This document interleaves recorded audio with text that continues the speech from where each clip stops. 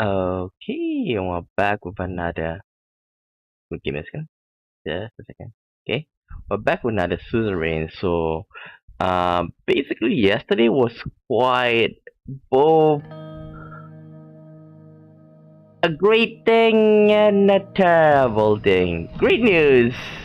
We passed our reform all the way up to the Supreme Court. Yay! But I did lost one of my wealth because I tried to bribe uh Hiron Garcia. But he took one of my bribes and then he just ran away with it. Damn bastard. Okay, but anyhow we still passed it. But I think like right now, at least that when the reform passed, the Supreme Court will not be able to veto down any bills that pass the assembly uh, uh, or by me. Okay, so that's great. Okay, and that another good thing is that our economy is slowly recovering. Okay, that's another thing. But we're still in negative. Okay. Um. Well, yeah, I think that's the good thing. Oh, we did have a trade deal with Latvia. Now, there is a chance for me to form military alliance with them, but but I kind of like I do know that we need it. I do know that we need the military alliance, but I'm more inclined to the United Cortana compared to Lesbia, because like there's several reasons. One is that the president of Lesbia is basically a drunkard and alcoholic, while the United Cortana, they are more democratic, so that's why. But then here comes a big but. If I ever had a trade deal with them, they are both Agnolia and Voxland. They are gonna be like pressure us to like, okay, whose side are you on? If that's the case, it's gonna be terrible, really really terrible. Like because I need another power to like cancel out Rumberg. Oh boy, this is scary. This is scary. Oh well. Another reason that I decline is that he says that if we enter a military pact, that it's not only that if we are in trouble, they're gonna come help. It goes the other way around. If they're in trouble, they expect our help. So I got a feeling that if I do that, they're gonna drag me into it. By the way the president acted, I feel like the chance of that happening is very likely. What I'm hoping for is not a military pact. It's like a defensive treaty where, in case of Romberg attacked us, I want them to defend. But other than that, I don't want to do anything, which is pretty much a selfish request. I know that. Well, I just hope that I can get a deal with Voxland, trade-wise at the very least. Okay, enough with thinking about that. The other news is a terrible one. Peter got caught cheating. Okay, the wife found out, and he was cheating with Suno, our secretary. And I just want to say that things aren't looking great, because, well, at least nobody knows about it yet.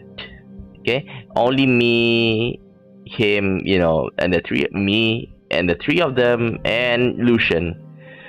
Like this, Livia like kind of like slander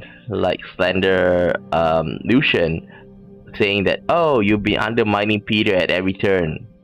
If you ask me, like, I'm trying to like, piss off at him, because he's He's always late. He's, flamboyant, like, very openly, like flirting out in public. Even had a gentleman's club. So I'm not really a big fan of Peter. Yes, I know that he's our best friend, but still, the fact that he did it out in public, like, people can see it a mile away. Even the wife mentioned that. Oh boy. Now we're gonna find, result of the affair scandal. Whether if Livia is truly a spy. Because there is a chance that she could be a spy. Office of the President of Sordland, Maroon Palace. 7 days had passed as I ordered the investigation into my secretary, Livia Suno. Peter and Livia had been acting unnaturally nice to me, believing I let them off the hook for their affair. They seemed to be avoiding each other in the hallways though. I was just settling in behind my desk when Lucian knocked on my door. Sir, a moment of your time? Of course. Lucian entered my room and closed the door behind him. Our security team traveled to Lakehaven to speak the owner of the park Miss Suno name. They confirmed that Livia Suno had worked there. The description of her did not match with your secretary. However, it did match an identified corpse that washed up in Lancre Bay 2 months before. What?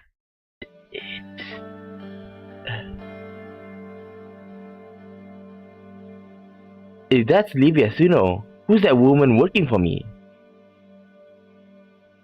Further investigation by our operative, Romberg matched Miss Suno's description to a woman named Lana Vance, who has last seen graduated from Krimstad Political Science Institute. Our whistleblower from Romberg recognized the name of Vance as belonging to a deeply embedded covert agent, although he had previously assumed it was a man.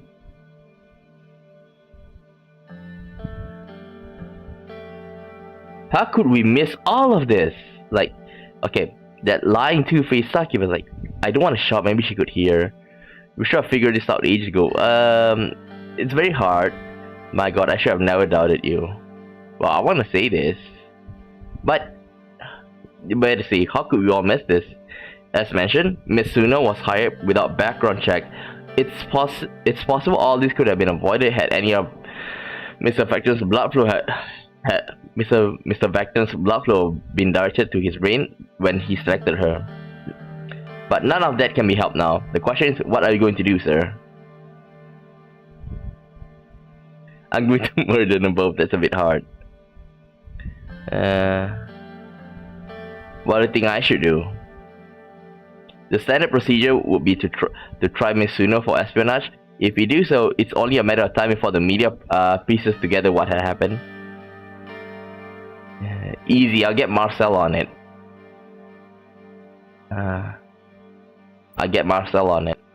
Asking Mr. Quarantine for help would be advisable, but you still have to do a fair amount of crisis management yourself, starting by letting Peter take the fall. This is my fault as much as his. I should have suspected something. Peter, if it's not this, the Gentleman's Club is definitely gonna come under scrutiny, okay? And he did cheat on his wife.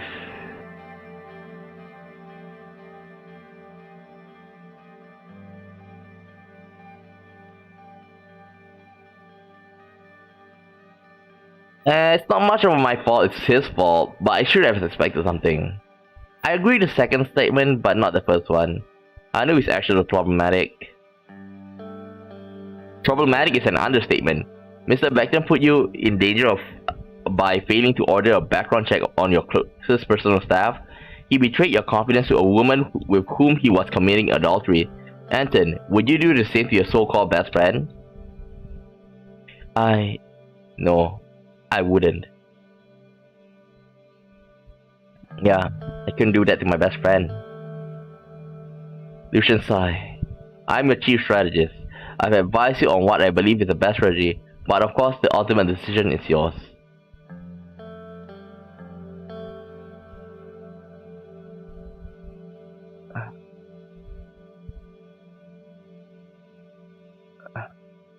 Alright, Peter will be our scapegoat. I'll blame Lana and nobody else.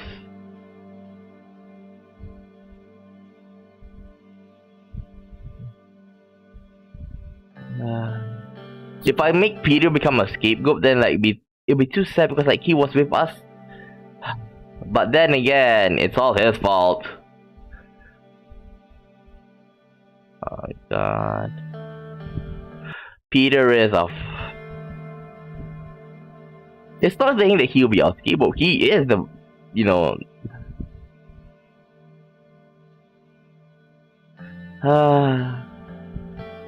Okay, give me a second. I want to check. What do you say?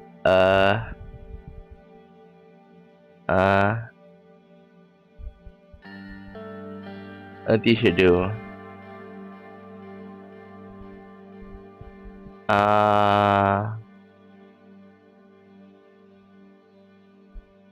Okay, make Peter our scapegoat. We're trying to improve the country, and Peter threw a monkey wrench into all this. Peter will be our scapegoat. Very well. I shall consult with our friend Mr. Coronti and write a statement for you to read at the press conference. I'll leave you to handle Miss Vance. Thank you. Lucian nodded and walked out. I called Carl Gazer from my desk and explained further. After a few minutes, I rang for Sylvia. She entered my office. Is there something you need, Mr. President? Please sit down. A barely perceptible flash of fear crossed her face. She said, "Why did you call me in it, sir?" I nodded towards the office doorway. Carl Grazer was standing there along with his 2 guards, blocking the entrance. Alana Vance, you are under arrest on suspicion of espionage. Please come with me. Her eyes darted around the room. What the hell is going on, Mr. President? Have you let Lucian get to your head? I thought you were smarter than that.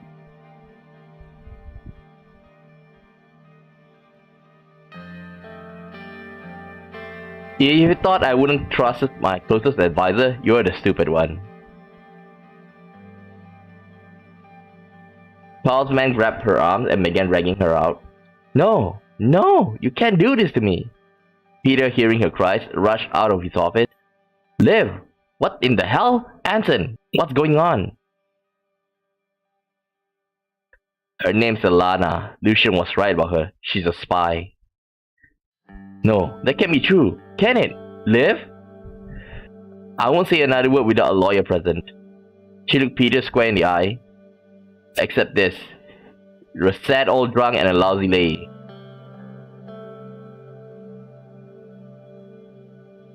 Honestly, if I were a Rumble spy, I barely have to do a thing. You two have Sordland ripe for the taking. She straightened up, ran a hand through her curls, allowed Carl to lead her away. Peter sank to the floor in front of me. Anton, what the hell just happened? Come to my office. You're making a scene out here. This one is be more friendly, but he had caused us so much trouble. And I got tired of his playboy attitude. Once Peter was in my office, I shut the door and explained everything Lucian had told me about Livia. And you believe him? Well, better safe than sorry, especially after what she called me. What she called you? What she called you? Are you not gonna take any responsibility, bitch? Oh my god. At least we finally have this ordeal. Let's get on the running the country, shall we?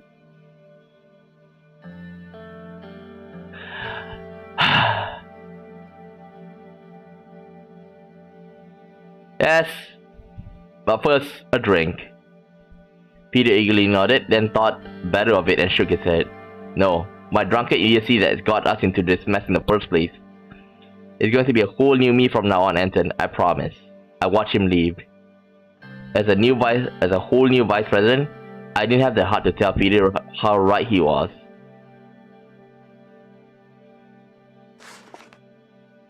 Oh boy, idiot. Order. National security breach. Unfortunately, we still don't know what information was leaked into the foreign powers. Oh god, it is her. It is her. Press release for the affair scandal. It was the morning of Livia's trial, and hordes of reporters were gathered in front of the state courthouse.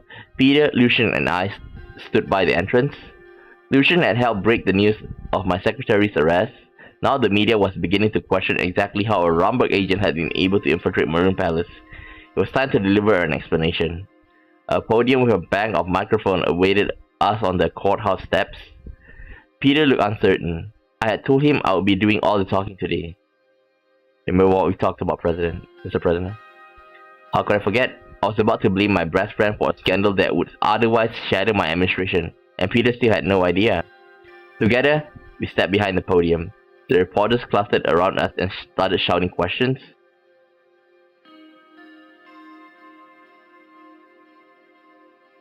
Please settle down.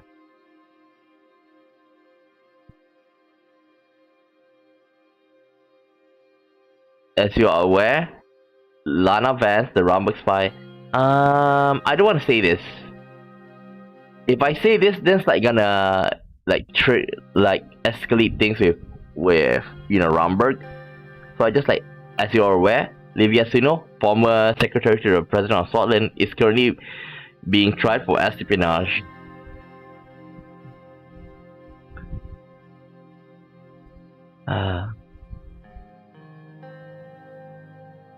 Rest assured, the traitor shall be brought to justice. However, the fact remains that she should never have been allowed to infiltrate our administration in the first place.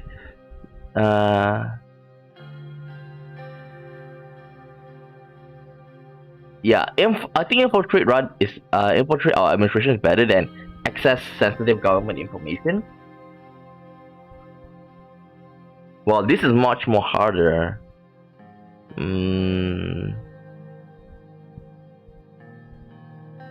If I do this, it shows that we should have taken more precaution. That she can be That she can be directly traced to the carelessness of one man, Peter Vecton. Yep, this is the true one. She did so by exploiting the weakness of Vice President Peter Vector. Now, both of them are true, but because, like Lucian said, she passed without a background check thanks to Peter. So I want to go with number one. Okay, that way, at least we can save. In a sense, we can save face that by squarely making our scapegoat. But in a sense, it is true. The journalist gasped for a moment. Peter turned to me, his face hanging open. Willingness to put his infantile desire over Sordland security has made him a threat to the security. I think I'd rather go for number one. This one is just for my administration. Number one, put his infantile desire over Sordland security has made him a threat to the state.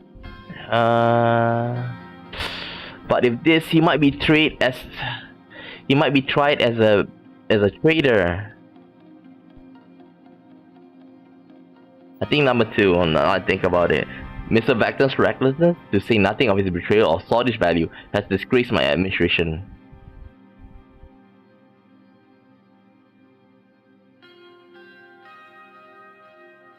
I don't want to imprison him.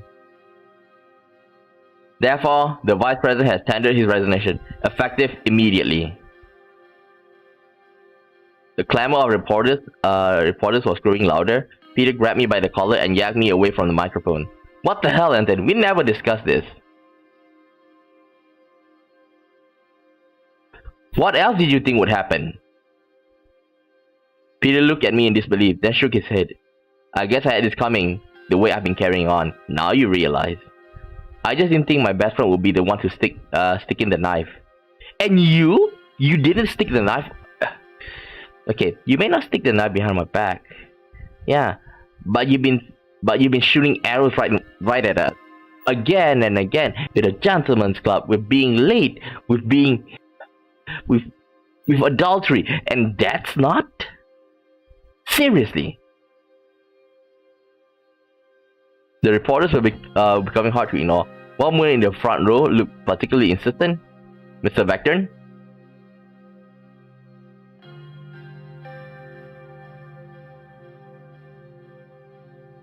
I'll be answering all the questions on the Vice President's behalf. President Rayne, were you implying that Mr. Vector and the covert agent posing as secretary were engaged in intimate relationship?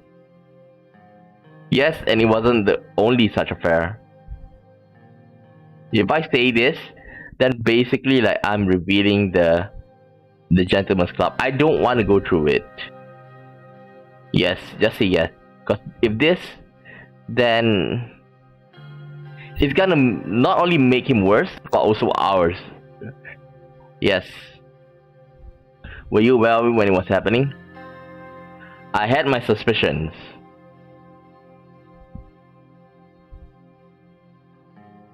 When it was happening, not really. Lucian interjected. Neither the president nor the vice president will be taking any more questions. Thank you. The reporters reluctantly dispersed. Lucian, Peter, and I looked at each other for what seemed like an eternity. Finally, Peter lowered his eyes. I guess I have to go to the palace and start packing my things then.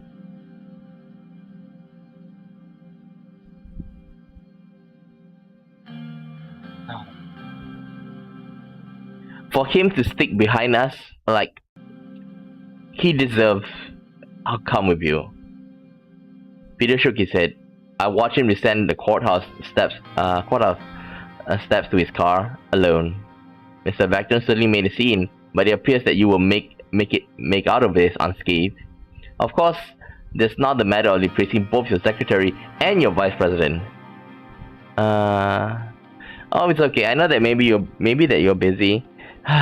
Yesterday was a day of celebration, but Peter ruined it for us. I was like, finally, we got a win. And like Peter, like, Anton, I got things to talk with you. Shit. I feel like a bomb drop when that happened. Okay.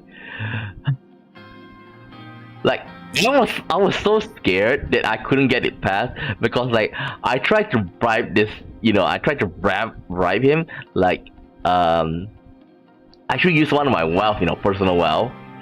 But the thing is that I used it to get him to the table. But then when he start talking, like say, hey, I can make you the Chief Justice. Are you gonna give me a bribe now? No. Then bye bye. I was like, god damn. I was not sure whether I could get everybody, behind my reforms, because like, who knows, maybe one of them will switch to the old guard. Oh my god. I was, when I saw the result, like, we had 6 votes, 6 out of 11, like, oh, we passed. That was such a relieving moment, The thing is that Peter, like, he said something like, I didn't expect my best friend to shift the knife on my best friend to shift me. But the thing is, like, what he had been doing so far, okay, like I said earlier, with the gentleman's club, with playing around with girls, with being late, with cheating with Livia, didn't do any background checks. So like, yeah, I I stabbed him with the knife, okay? But he had been shooting like arrows at me, lobbing arrows at me again and again and again, and like,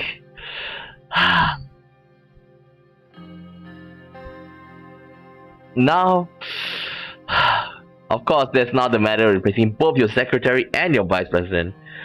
If secretary, can we get his wife to do it? I think like the Peter's wife would be a great secretary. I hope. About vice president. Oh my god, the vice president. I have a few candidates in mind.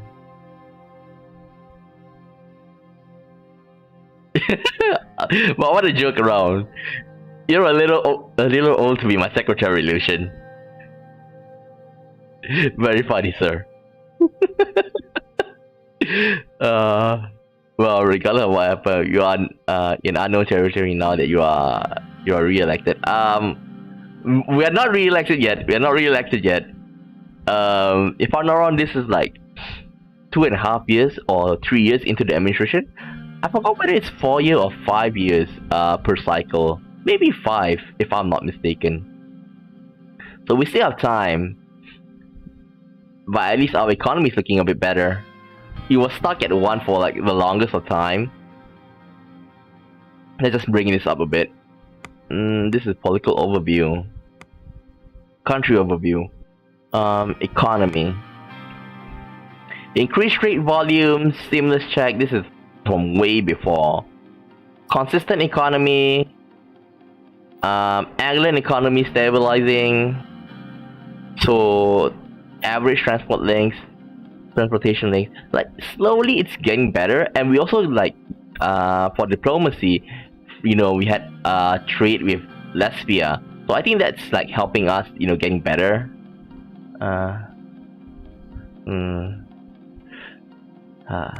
Vessel Lake.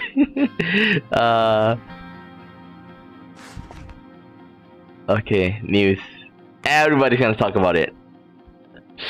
I did my best not to mention Romberg. Oh my god.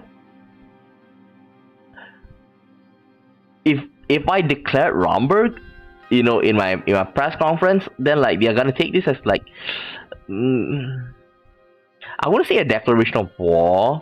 Well, they might take it because it might be baseless. I don't know whether you were there, but earlier when Lucian briefed us, saying that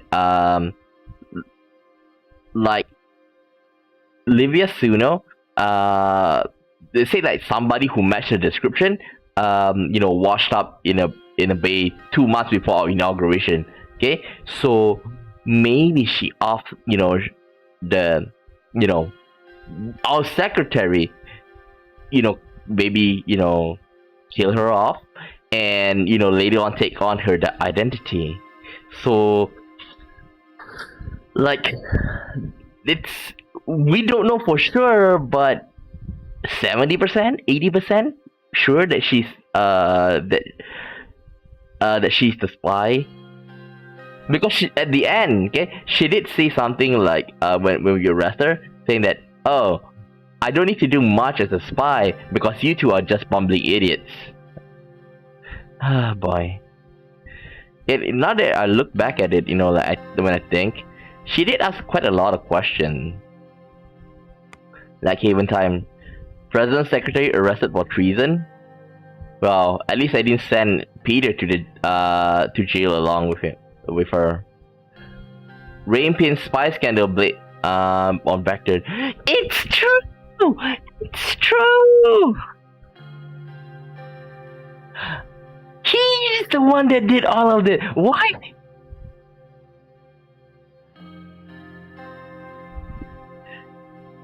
He's the one that did it. Oh my god, radical. Uh-oh. I'll deal with the vice president later. Briefing on women's rights situation. I was sitting in my office. I looked at the clock. 2:26 p.m. It was almost time for my appointment with Kiara on women's rights. There was a knock on the door. Kiara entered the room with folders in her hand. The door did not close behind her. Huh? She's here? Monica entered the room and stood next to Kiara. Mr. President? Anton, before we start, I just want to thank you for agreeing to this meeting. I've been dreaming about this ever since I volunteered with the Swedish League of Women. I can't believe this moment is finally here. If I say this, it's like, oh, this. If I say anything to make you happy, like, oh, it's just a pet cause for you. Like, I don't respect her. I think both of you together could bring change to Sordland. This is pretty good. I hope you thought of this through. Real change requires carefully considered plans. Like, this put pressure on them, but I think like they did thought it through. So put pressure, but it shows that you know, Monica and Kiara that I'm really committed to this change. Pressure but serious. We did. Kiara sat down on a chair and laid down the folder she was holding. We still have a long way to go before Swedish women are able to enjoy the same rights and privileges as men, or even as their counterparts in Acacia and in United Contana. We've been lagging behind on this for decades, Anton. And this isn't only a moral issue. I've seen enough revolution in this world to understand the main driver of any change. Money. She flipped a folder open and started pulling out documents. In United Contana, a law dictates that a woman earn the same wages as men in their respective fields. My research shows that this led to a 15.5% increase in productivity. You could say that this had a direct influence on their superpower status. Acacia passed laws ensuring maternity leave rights, child daycare centers, and tax deductions for working families. In turn, they experienced 12.6 productivity boost and flourishing economy. Both countries also have significantly lower infant mortality rates. A statistic I believe is directly linked to the improved status of women. Yeah, our Ministry of Health did mention that we do have quite a high number of infant and maternal mortality rates. Our administration has thus far failed to pull Sordland out of this economic recession. While pulling it, she leaned back in her chair. So I'm asking you, why not try passing similar laws? At worst, even if they fail to improve the economy, it'll still be a significant step forward for our society. It's only logical. Monica handed me one of the documents. It had a list of bullet points on it. The two of us talked it over, and these are the measures we believe are most urgently needed. I let my eyes wander down the list. Okay, first of all, criminalizing domestic violence. I don't think like maybe like they're gonna explain, but it's not to make the decision yet. Criminalizing domestic violence. I shouldn't have to tell you how crucial this is. It is utterly unbelievable that in this day and age, Swedish men are legally allowed to beat their wives. I agree, it's a travesty. There's no other choice. I'm happy we're on the same page. As incidences are especially high within Bluish community, I would also advocate for setting up special domestic violence task force in collaboration with Bluish Women's Rights Organization. Monica looked at her strangely. Are you sure that's something we ought to focus on? The Blues are different. They have their own rules. Monica! Monica! Just get Monica! Rights for me, not for thee. Are Bluish women not women? Oh God. Monica! Monica, I'm surprised at you. We can't let women suffer under the same patriarchy no matter their ethnicity.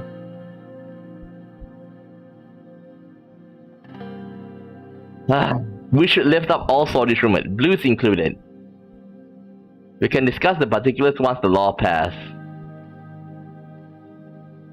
Support for working mothers. Kiara nodded. It simply isn't fair that women in the workforce are punished for having children. Remember I told you about Janice, my friend who basically got fired for becoming pregnant? That would never happen to a man. Paid maternity leave and state subsidized daycare centers should be key to keeping mothers employed. Paid maternity leave, yes. State subsidized daycare center. It's not saying that I don't want to do it. Budget. That's the only thing. To reward for choosing. It's true having children will never hinder my career.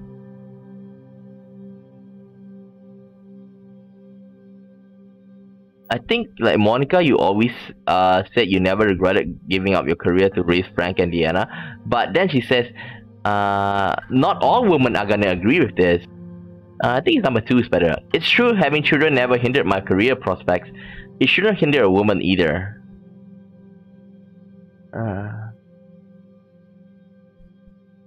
Oh my god. Exactly. Moving on. Equal treatment in the workforce. Gender equal. Well, I'm gonna ask both of it anyway. Equal treatment in the workforce, that's an easy one. Right now, Sordland has one of the continent's largest pay gaps between men and women. We need legislation ensuring that a woman doing the same job as a man is paid the same wage. We would also introduce quotas to get more women into position of power in the assembly, for instance, or on the board of corporation. Assembly, no. That is by election, so I don't want to touch that. But board of corporation,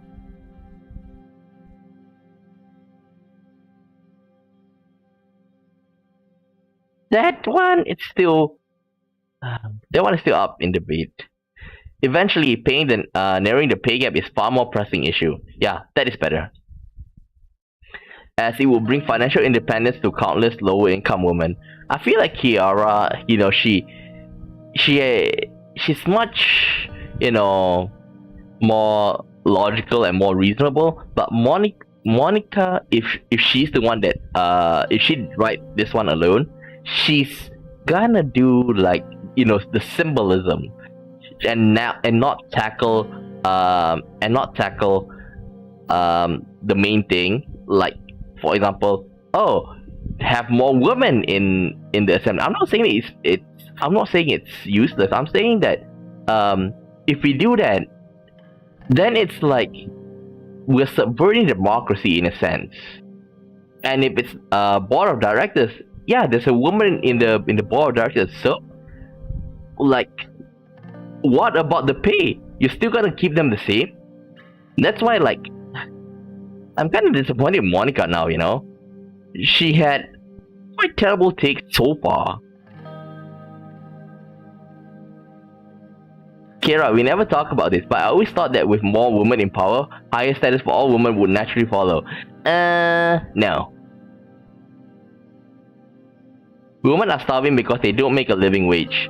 That's a damn straight more important than your friend Janice being passed over for a promotion. Yeah, Kira's right.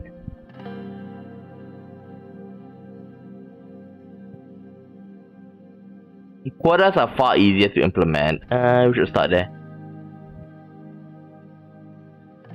Yeah, I think this one, quotas are terrible. People should be hired on merit, not simply because of their sex. Isn't that right, Monica?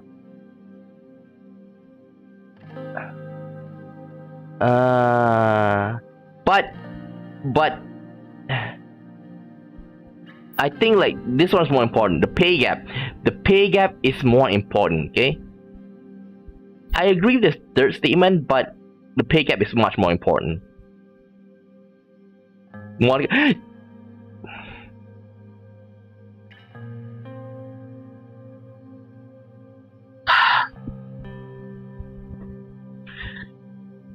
Cue the meme of my disappointment in this man, my day is ruined. Monica! Do you know how much I'm disappointed with you just for this talk alone? I thought you learned your lesson back in the festival. She said like, she said that I learned from myself. I look like a fool for speaking out like that. Thank you, Mr. President. Gender equality in public education. Kiara grinned. You know how much this means to me, and you witnessed the dangers at first hand. Wait. Wait. Like, is this gonna make Monica angry at me? And like say, why do you agree with Kiara? Are you interested in her? Are you trying to leave? Are you trying to ignore your wife? Like, oh god, if that's the case. Oh boy. Shit. Monica, please don't tell me you're gonna screw this up. Please don't tell me you're gonna. Please don't screw this up. Please don't screw this up. The way girls are shut out of real education unless their parents have the means to get them out of the public school system. So many bright minds are being lost.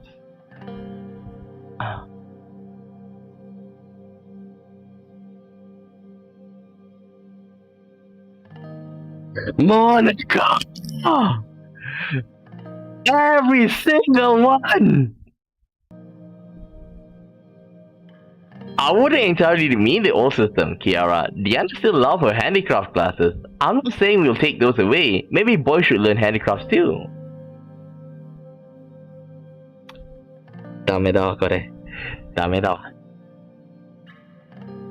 Monica burst out laughing.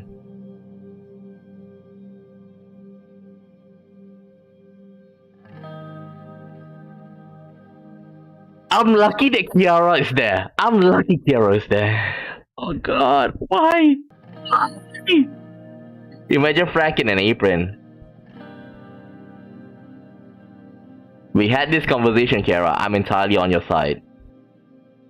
Good, then we see eye to eye on the matter. That covers all subjects. What are your thoughts so far?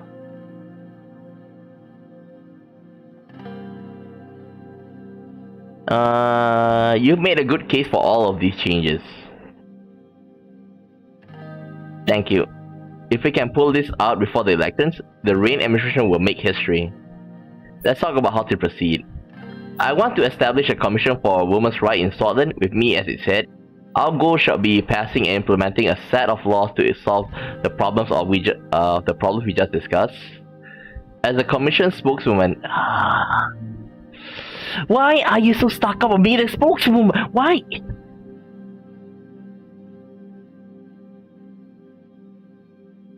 Why?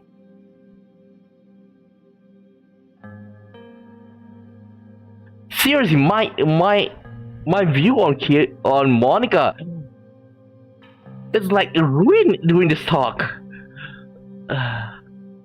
Marius wants me to make speeches and organize fundraisers. I'll be the face of this movement while Kiara handles the groundwork.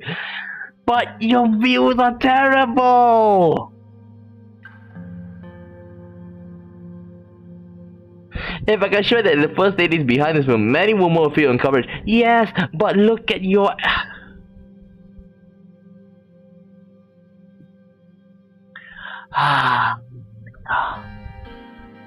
Kiara just looked down at her outfit. Especially those who aren't keen on pantsuits. The organization name will be Commission of Status of Women.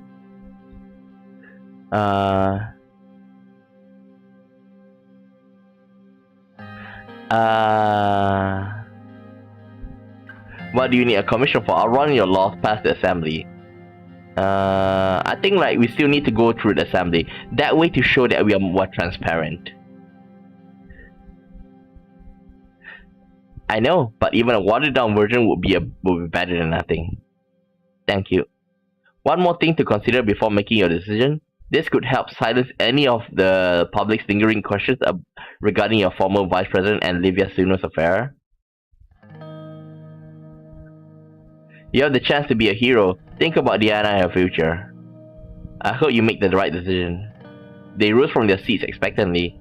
I took a few minutes to think.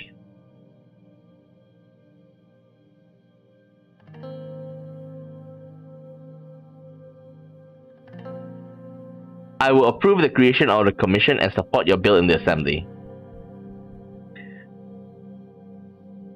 Can't say no. Monica turned to her. That's all the excitement you can muster? You did? You did it. We did. Not yet. Not yet. Assembly first. Assembly first, okay? Monica hugged Kiara. She smiled uncomfortably. It's not over yet, Monica. The true battle is in the assembly. We will celebrate it once it's done. Oh my god.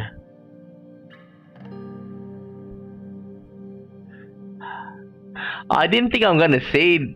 I didn't think I'm gonna say this, but...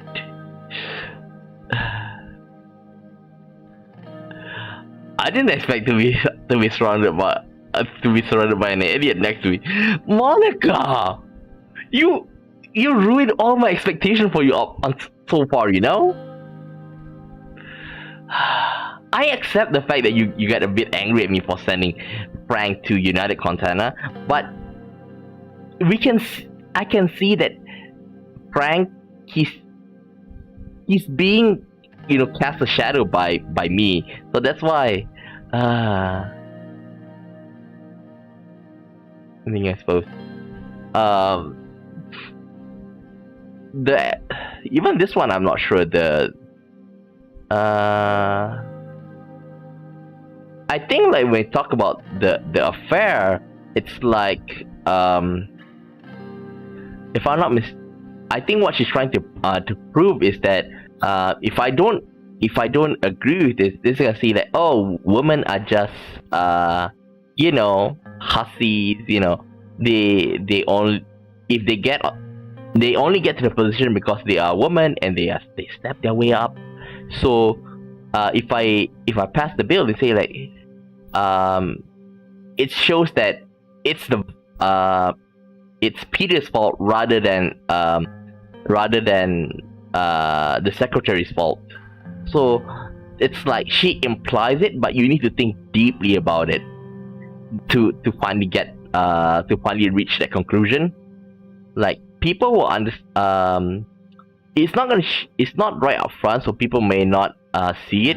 But like I say, you need to think properly. The true battle is in the assembly. We will celebrate it once it's done. I start gathering names for the commission tonight. Kira started collecting her documents. She and Monica headed towards the door. Monica paused before leaving. I love you, Anson. I'll see you at home. I could hear Monica and Kira talking excitedly to each other as the door closed behind them. I look out my window over the city of Hallsword. It was a clear day outside. Monica? Huh?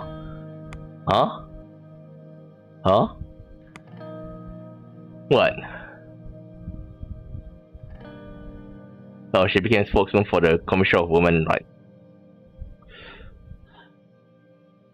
Without a doubt, she becoming the spokesperson is great. Will give them more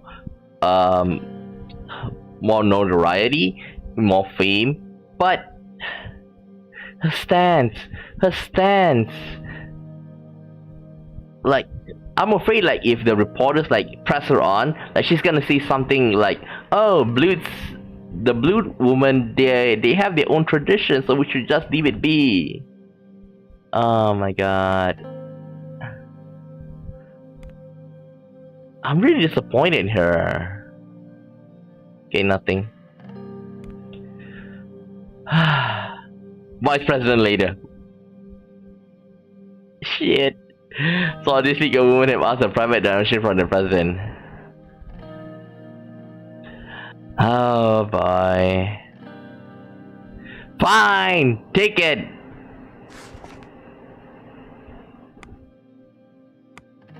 Ray makes donation to Saudi legal woman. Yay! No money. Broke again. First time president. Okay. Well, I hope that with this I gain a lot of support from the women voters. Anton Rayne donates to support women. Will policies follow? Then how do you think it happened, you idiot? Oh boy. Oh boy. Give me a second. I want to check. Oh. Not yet. Office of the President of Sordland. It was here. The day I've been dreading since Peter's resignation. At the entrance of the office, my new secretary Sylvia took my hat and coat. She was a matronly woman in her 40s. She had spotless background assisting various Maroon Palace officials. Replacing leader had been easy, but replacing vice president would be difficult. Like I say, I would prefer like Evelyn, Peter's wife. Swedish law dictated if a vice president failed to complete his term, new candidates were to be put forward by the members of the cabinet. After much deliberation, the list had been narrowed down to 3. Lucian Galit was the front runner, followed by Gloria Tori and Albin Clavin. Oh my god. Oh shit. They have to choose the worst nightmare. They have to choose the worst nightmare. It was up to me to decide who will fill Peter choose. I wanted to chat with them one-on-one before making my decision. I had just begun a settle at my desk when I heard a knock at the door. Lucian entered and perched on the chair across me. Sir?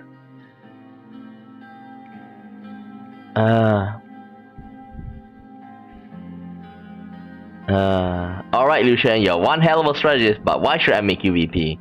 Like, he won't take offense to this because like, it's like, for him to explain himself. It is precisely in my capacity as a strategist that I have evaluated the experience and capability of your potential vice president. Objectively, I am by far the most qualified candidate. Yep. I would advise you not only to think about your long history, our long history together, but also the many crises I have helped shepherd you through. Yep. I won't say much beyond that. I believe my work speaks for itself. Yep.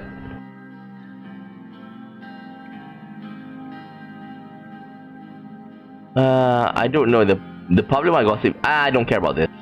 Since okay, if I do this, okay, if I answer number 2, they might gossip you because of lack of a wife. Since we passed the women's rights bill, so it shouldn't be much of a problem. Now, this is the 1950s. This is the 1950s. So I'm just gonna be real here. Lucian may be a homosexual, so I'm afraid that's gonna be a problem. But I trust him more. Like, I trust him a lot. Okay. I wouldn't say number 3. You wanted Peter's job from day 1. How do I know you won't have to try and ousted me next? I don't think he's gonna do that. Besides, he doesn't have the charisma to become the president. The number 1 is the best one. You're such a valuable strategist. I don't know if I can lose you in that capacity. As vice president, my ability to serve you and this administration will only increase. Lucian got up from his chair. I expect you will make the right decision.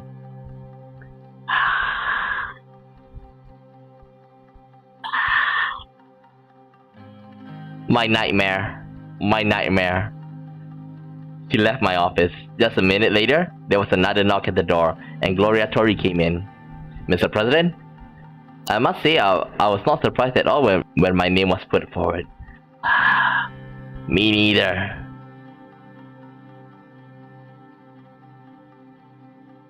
So Gloria, tell me why I should pick you. To put it simply, what I bring to the table is years of experience. I've been a member of Assembly for almost 20 years, and I spent 7 years as its speaker. This alone speaks for itself. As you know, I'm also a leader of conservative wing of the party. You can see what I'm getting at.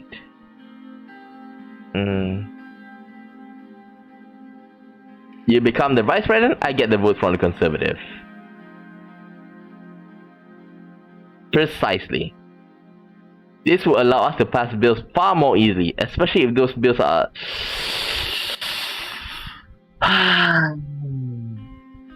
This is the problem. This will allow us to pass bills far more easily, especially if those bills are in line with my block causes. Now, what if it's against your block's causes? She's definitely not gonna be happy with she's definitely not happy with the reform. She's definitely not gonna be happy with the women's rights bill. So, are you gonna cause an inner party civil war?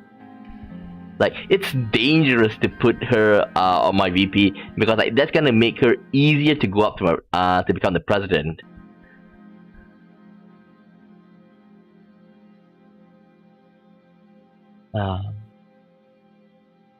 We were already aligned. No, we're not. She's gonna laugh at me if I say that. I'll think about it. I want you to know I value order over everything else, Mr. President. Being the Speaker of the Assembly requires principles, nerves like steel, and determination to uphold proper conduct.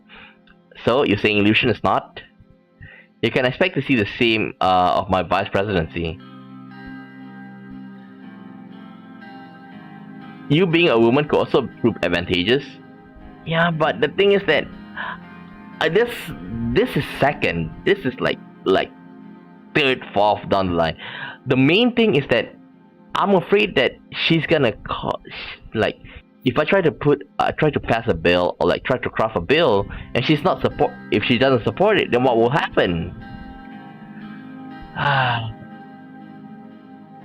Not just any woman, a strong woman was able to protect the order of a room full of unruly men for 7 years. Think about it, message was sent. The first woman vice president of Sordland. No, the first woman vice president in the whole continent. Woo! What support you will lose among traditionalists, you will gain tenfold among Swedish women. Damn, Gloria! Oh shit, Gloria! Damn, Gloria know how to play me, man. Oh shit! Remember last time when we met her, she says like she made a point about Monica being like she only cares about being, you know, being the face, but never look properly at the work to get there. Damn, Gloria is good.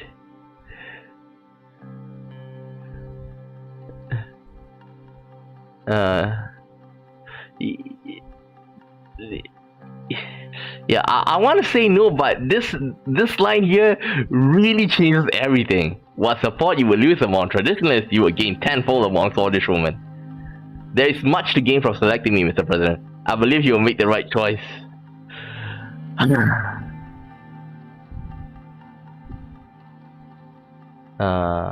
I'm not saying like that. The fact that if she doesn't agree, that's the number one thing, I'm afraid. You're right. There is much to gain. I will consider it. I knew you would see reason.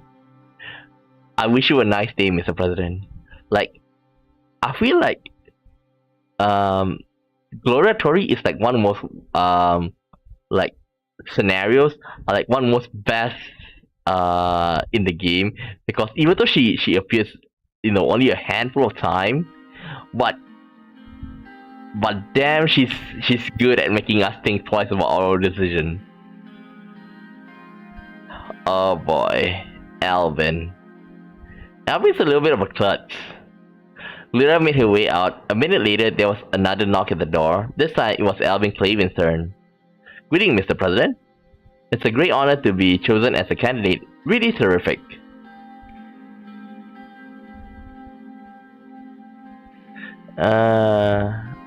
It certainly is.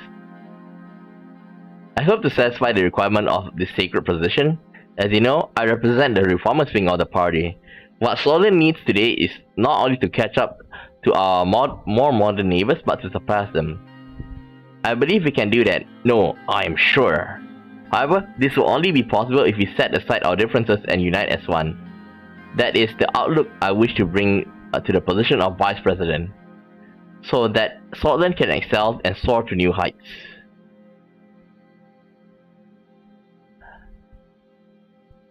I did not ask for your opinion, I asked you what can you provide me.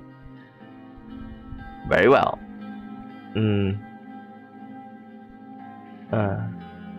The fact is, if I'm the Vice President, reformist member of the party will be more likely to support you and your causes. This will smooth the passage of bills and help move our administration and our country forward in record time. I'm already aligned with your part with that wing, so I don't need to worry about that.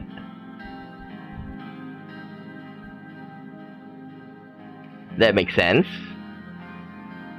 What this country needs is more dynamic, youthful leadership. Look at you, President Rayne. You became the youngest member of the assembly and completely rejuvenated Swordish politics. I want to do the same. Yeah, but you don't have the credential or the ability. We need to be able to take risks and make gains, and that is only possible with a forward-looking perspective. There, I stated my case. I trust your judgment.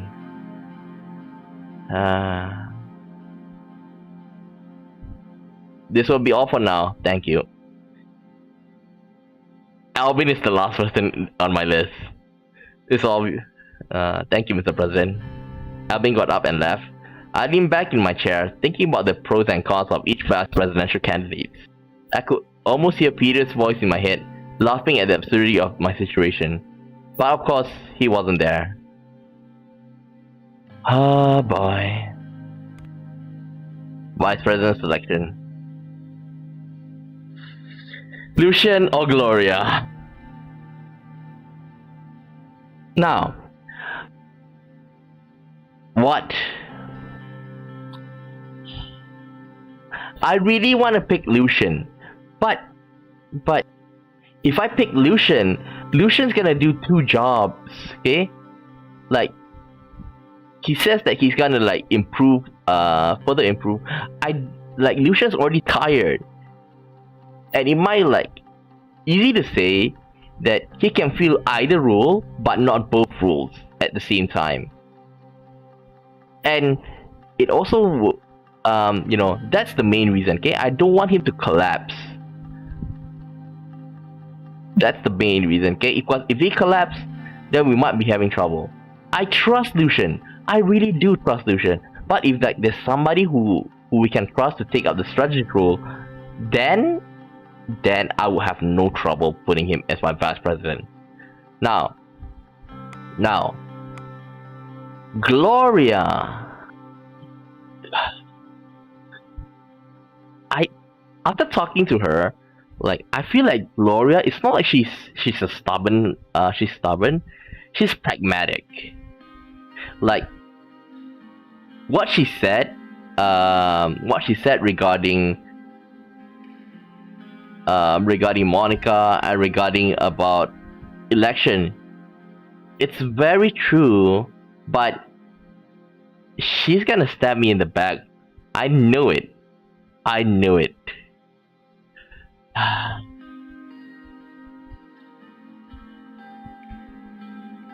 But picking Gloria is exactly the same thing as it's exactly the same thing with what she said about Monica, speaking out in the Banfi Festival.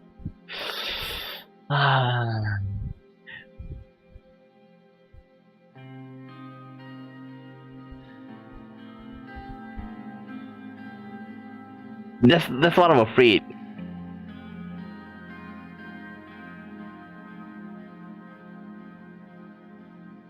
Okay, I'm gonna tell you what happened during my first run. Gloria became the I was basically going against my own party, because my own party's number getting smaller, and Gloria basically took over the party when I lost the I won I lost the inner party inner party support, and she gained most of it. I'm afraid of picking her now. She's gonna gain extra fame, extra confidence. But like I say, Lucian, the one thing is that there's nobody replacing him as a strategist. Well, of course he's still gonna be a strategist, but I don't want him to do both jobs. And Albin is out of question. He's too idealistic. Damn, this is one hard choice.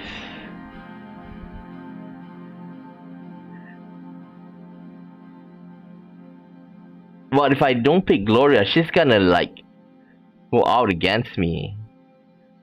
What I hope what I hope, if I pick Gloria, then like she's gonna like, okay, after Anton stepped down, then I will be the president. That's what I hope.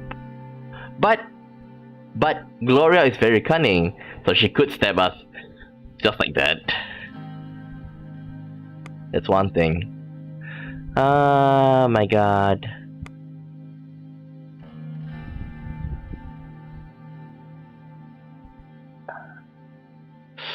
Lucian, I want you to be my vice president, but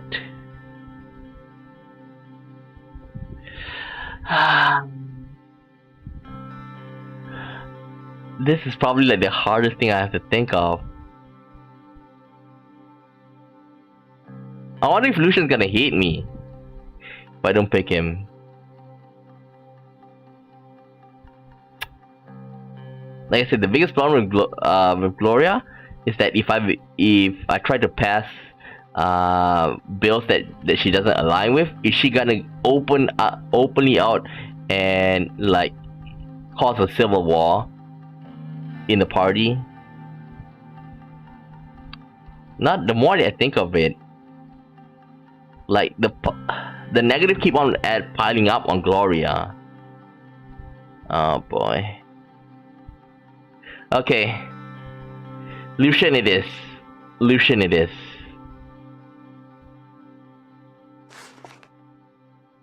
Lucian. Oh, it's still not yet. Maybe it needs to be announced. Start of the day at the palace. Lucian and I were on our way to our office. I was holding a mug of coffee in one hand and a folder of various documents in the other. As we turned a corner, Lucian spoke. The Ashraf anniversary is coming up soon. The most important day for Bluish populace. Watani Ashraf is one of their symbols, as you know. Your presence at this event will show your desire for a more unified Sordland. You will reap the benefit if you decide to go, I'm sure.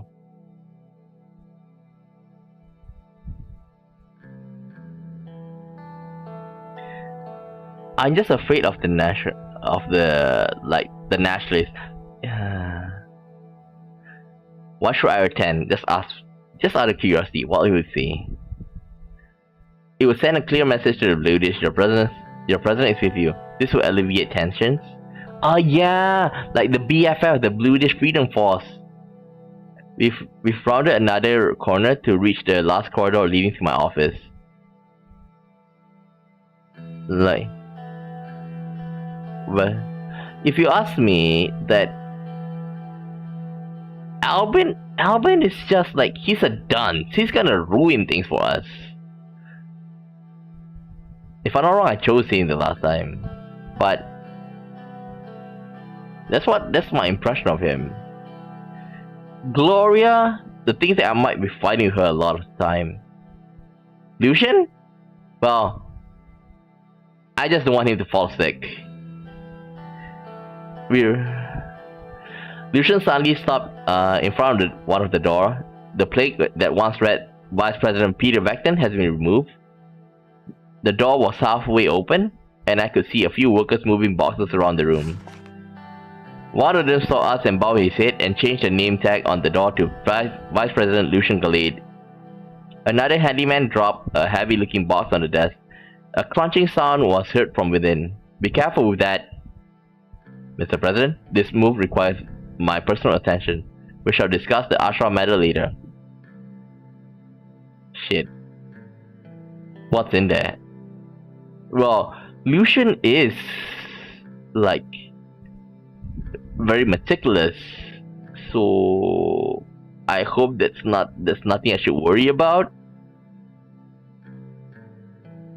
But I got a feeling that one of the ways that we found out about the adultery is that the affair is Lucian actually wiretapped, basically like tape recorded Peter's room. So it could be it.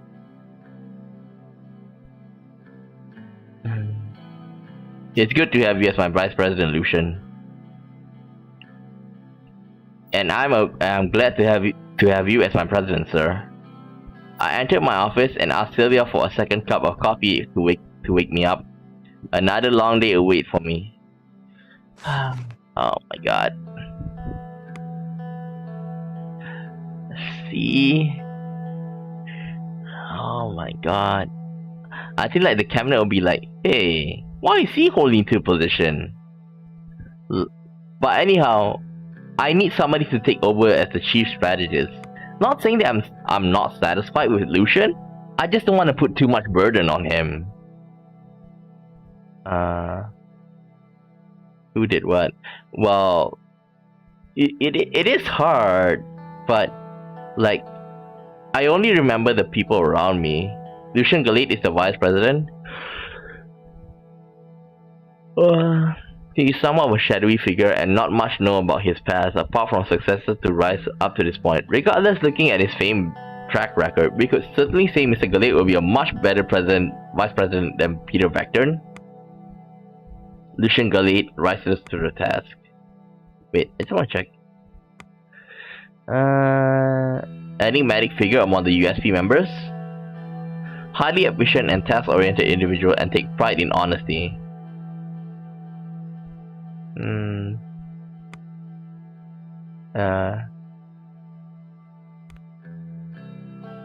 Mediation of a dispute in Gendarmerie. I arrived at the city of Vesort with my new Vice President Lucian after receiving an emergency meeting from Iosef and Lilius. I had seen the reports of recent issues that rose between Saudis police forces and Gendarmerie units at the city. The reports say that an operation against a drug trafficking gang in Vesort failed due to miscommunication. It was not hard to guess to see this meeting was going to be about. We entered the city hall and made our way to the second floor. I could hear Iosef and Lilius' voices echoing throughout the hall. I opened the door to the meeting room. The two ministers did not even realize. This is unacceptable! How dare police meddle in the affairs of Gendarmerie?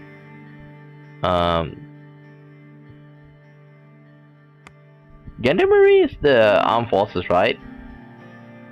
Yeah, it is. It was your man who started this ridiculousness and meddled with an ongoing police investigation. Their voices were getting louder and louder. Rural security is my jurisdiction and your men were way outside of Vesort. Mr. Lancia, Mr. Graf, please remain calm. What is the problem? Mr. President, Mr. Vice President. Apologies, but Mrs. Graf, Miss Graf. Key face to understand her place. No, Mr. Lancia, you are the one who do not understand his place. If you continue to do so, you will pay for it one day. Don't worry, we will solve the conflict of interest. This issue has been in the back of my head for a long time and now it has caused real damage. Indeed, it has. All because of the exemplary behavior of your police. Lilius explain what happened. Mr. Grazer was tasked with the investigation of a drug trafficking ring in downtown Vesort. Mr. Grazer? The chief police officer. We found the evidence of a drug stash located in the outskirts of the city. We had to act quickly to put an end to the criminals we have been watching for some time, so we immediately sent our police units to catch them and find the drugs in the compound. Mr. Lancia and Gendarmerie did not notify us they were also moving against the same target. As a result, criminals got away and we lost months of progress. Is there a line of communication between you? There is, but Minister of Defense decided to avoid notifying the police department about the planned raid. The same could be said about you because the report showed that you knew about the gang and their stash in the countryside. I started tapping on the table with my fingers. How do we solve this issue so that it never happens again?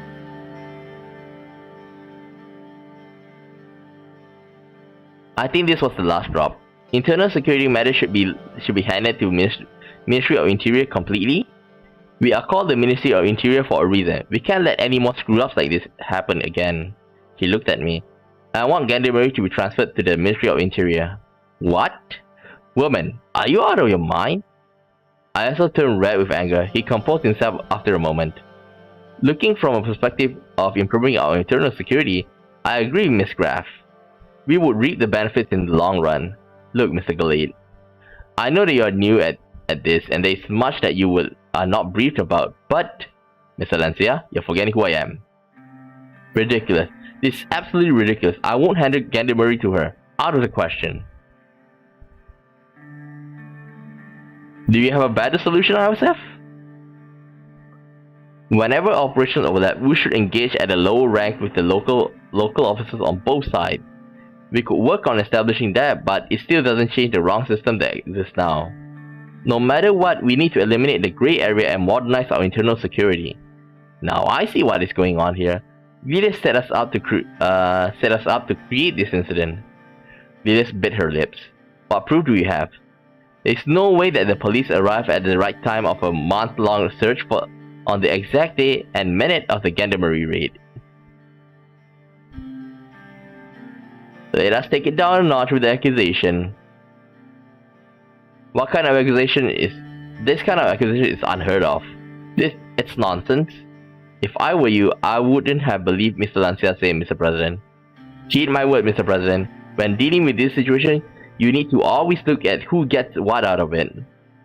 I won't stand idly by this utterly ridiculous, baseless accusation. I don't have time for this. What is your decision? I'm just afraid of IOSF. But for the better of the country, Ganderbury will be transferred to the Ministry of Interior. You're making a mistake. It was the right call to establish a modern internal security structure.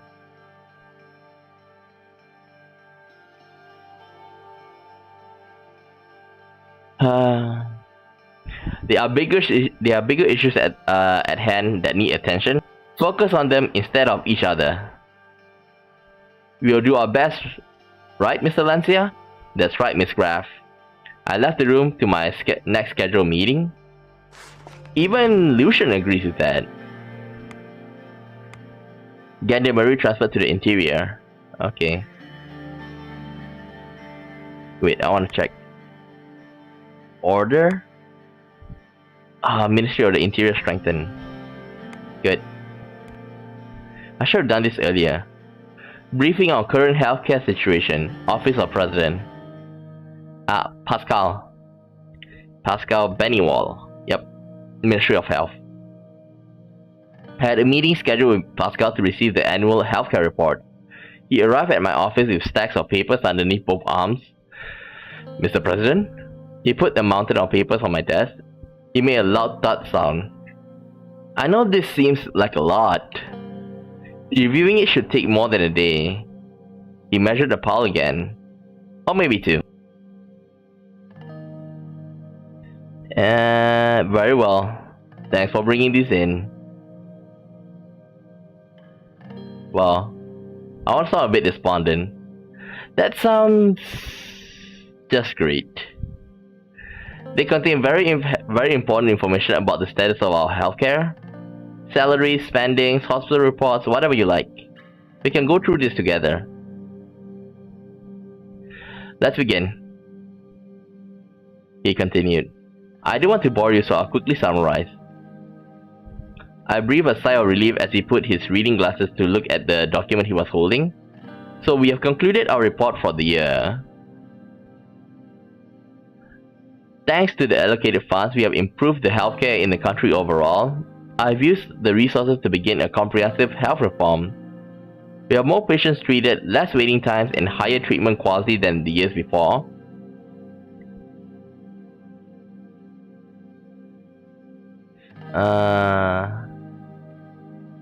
Just as I expected, it was a good decision to spend the budget on healthcare. I couldn't agree more. The foundation we laid so far will influence the years to come. We are certainly on the right path to challenge even Latvia or Vagland in the matter, but we are not there yet. However, give it a few more years, we might even surpass them. No, Pascal, we will surpass them. Yes, we will. Moving on. Pascal skimmed the rest of the document before putting it down. The investment we put in the rural healthcare health facilities has paid off greatly. The quality of healthcare increased due to the upgraded equipment, and we were able to hire more healthcare staff.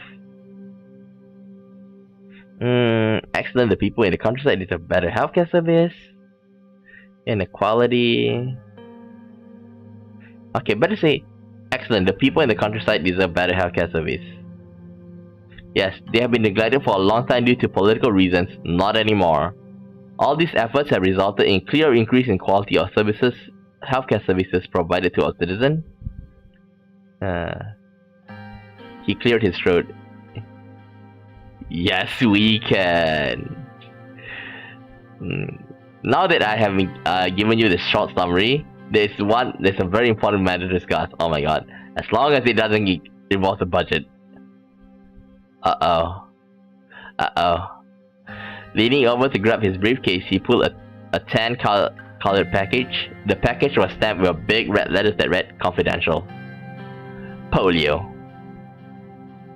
Pascal opened the package and brought out a few documents. He handed them over to me. Take a look. I took the documents. It was a report from the Ministry of Health. Each page had a stamp on it that read, "For President's eyes only." The report was titled "Polio Outbreak in Bergia." How bad is it? For now, it seems to be under control. We have put a few villages under quarantine. The total number of infected are currently 1467. Death toll is at 23 so far. Oh my god. If you have more outbreaks, the result will be terrible. Thankfully, we have received the additional funding to our healthcare. This should curb the infection ratio, although I'm afraid even that might not be enough. This is a very serious matter, Mr. President. Life of Sordland's citizens are at stake. Oh my god. Remember what Lucian said earlier? That whether we should go to Bergia and like to celebrate that anniversary. I wonder if we're gonna get polio then. This is a very serious matter, Mr. President. Life of Sordland's citizens are at stake.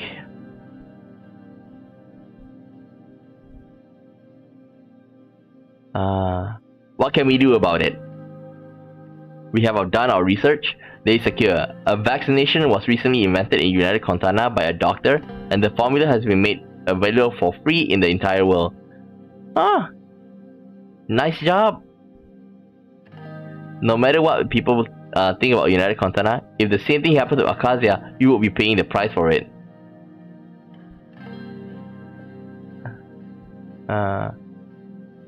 How terrible was polio outbreaks in the 50s? Now I want to make it. I guess it's pretty terrible. Like smallpox as well. Like smallpox was actually it's a big thing, but due to vaccination, it dropped. But with the rise of anti-vaxxers, it's on the rise again. Thanks to the very good decision made by you to increase the funding to our healthcare, we have capability to produce this vaccine locally. But I'm afraid simply having the vaccines won't help. We need to make sure they are administered. We need to implement a nationwide mandatory polio vaccination policy. If your orders, I can immediately get to work to ensure we are doing whatever it takes. This might seem excessive, however, it is absolutely necessary. Whatever it takes to protect Sordland, do it. Oh, measles. Oh, okay. But I do remember about something about smallpox earlier. Like earlier in the year. Excellent. Now, if you excuse me, I must get to work immediately. He got up from his seat. Thank you for your time, Mr. President. Welfare state. Woo! Achievement unlocked. I'm a welfare state. Let's double check. Look at that! Look at that! All green. Well, almost all green. Well, like, it's gonna be green. Like, education gap. Like, down the line. I bet it's gonna be green. Limited women's right. This one we're currently tackling it. The law is quite skewed towards us.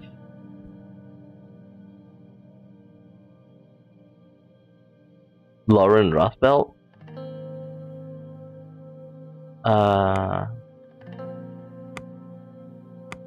Order. Okay, we can get back up. We can get back up. Holy. Read the report for SCSRTV open. Supreme Council of Swedish Radio and Television has opened in Holsort and began its operation.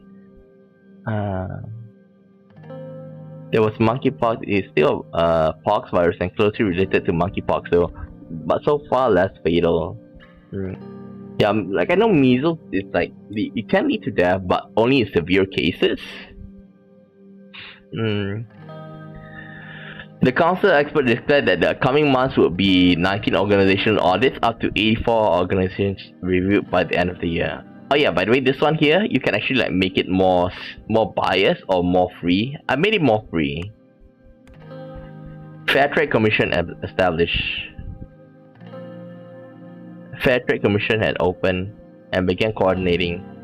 This one here is basically like to levy taxes on imported goods.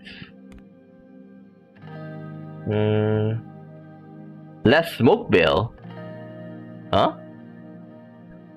The Assembly passes an amendment to Tax Bill 1944 in order to increase the tax revenue and reduce the excessive amount of tobacco consumption in the general populace. Section 1 of the TB of 44, which had imposed a 10% on all tobacco packages, will be increased to 30%. On all tobacco products sold in the country. Section 2 will protect local industry by giving them a full tax exemption if the products are destined to for export to other countries. One government budget. Sign. Like in Malaysia, we roughly have something like this.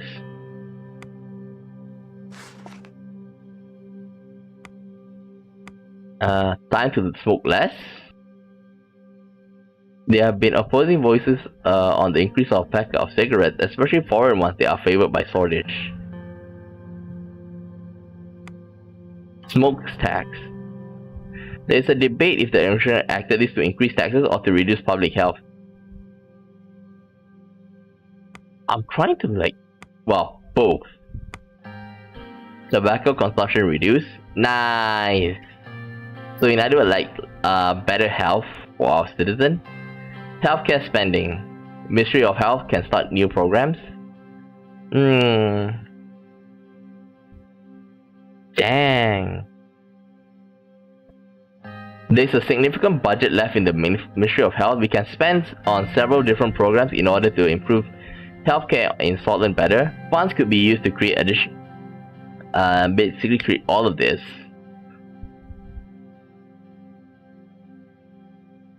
Medical scholarship. State-of-the-art medical school. If you ask me, give free eye tests, give free dental care. Well, having eye tests, but you're not gonna subsidize glasses, then it's not gonna help. Oh, small.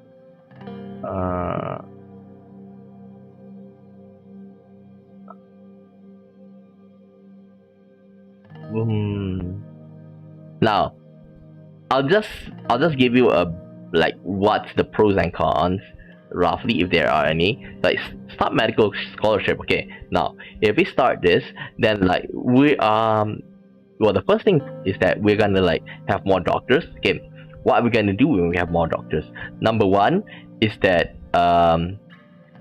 we're gonna fill in the gaps in the healthcare system. That's one. Second thing is that we can actually export send out those who are graduate, how should I say this, those who want to the extra doctors that we have, we can send them to other countries and bring remittances back to our country. So but I don't think they're gonna go that deep. and it's not gonna be, immediate. Build a state-of-the-art medical school. Now, if we do this, then maybe like we're gonna be creating new technology, but I don't think like it affects that much. Give free eye test, like I say, eye test but no glasses is pretty much useless. Free dental care. Well, now this if you're gonna how should I say this? If you're gonna give it to everybody, then without a doubt, it's great for election.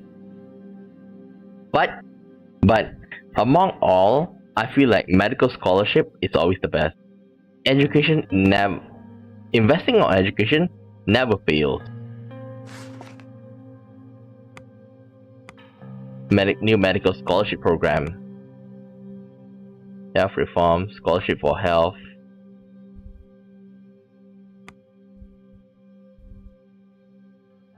Okay. Where else? Support Ashraf anniversary.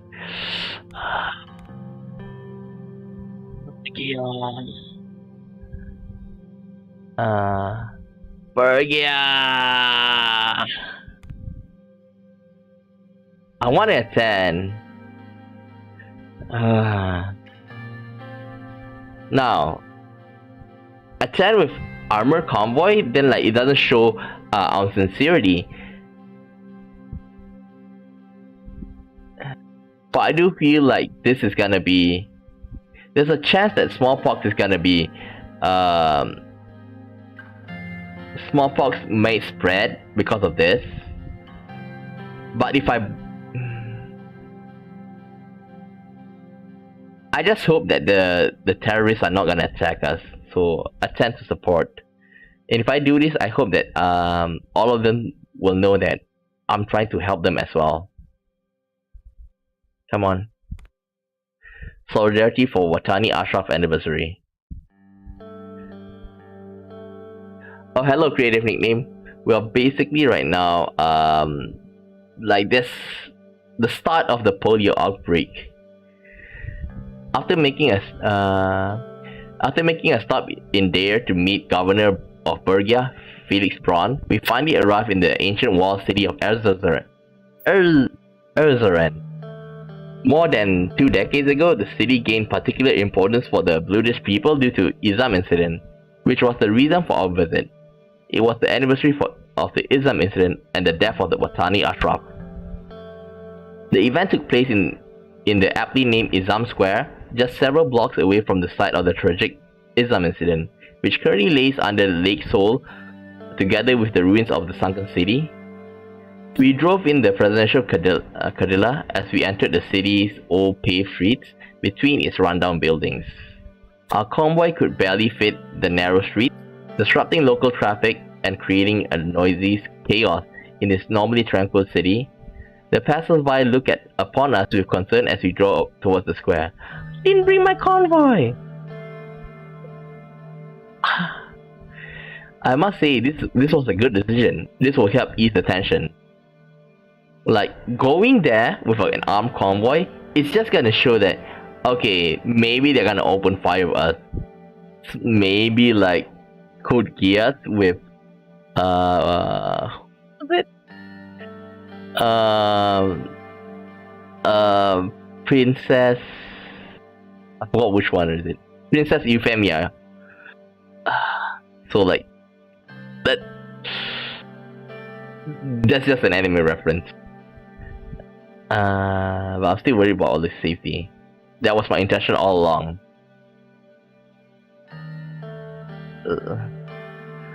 We are almost there. I can hear the crowd. I heard the chant and shouting from the outside. Lucian leaned in closer to the window, listening to their voices. They seem to be chanting Yolak Bludrat. I believe that means free Bludia in Bludish or something of that sort. We approached the large crowd that assembled in the square. There were probably at least 10,000 people. Our vehicle came to a stop. My driver exited the vehicle and opened the door for me. We were greeted by Manson Lake. He wore a coat over his suit which was marked with red and turquoise stripes of Bluish movement flag. He moved forward to greet us. Welcome to Suzerain, Mr. President. raised his hand in a display of unity. Some within the crowd started clapping. Mr. Lake, Mr. Glade, welcome. Shall we move in to the sanctuary then? Let's go. We started making our way to Suzerain Sanctuary, which stood at the end of the square. A much smaller replica of Ark Sanctuary in there, this building emanated a mystical aura due to its age and blackened walls. We entered the building through the ornamental large metal gates. As we walked, the noise of the crowd started to fade out. Everyone started to get quiet for the ceremony. Thousands of candles were burning inside the sanctuary, one for each person that died in Islam. The red candle at the center was for Tani Ashraf. Mansoon gestured towards the candles.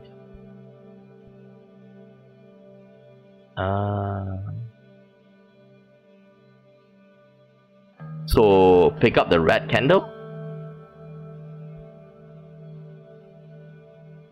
I picked up the red candle for Tani Ashraf. He also picked a candle and started walking out. Many others followed suit, including us.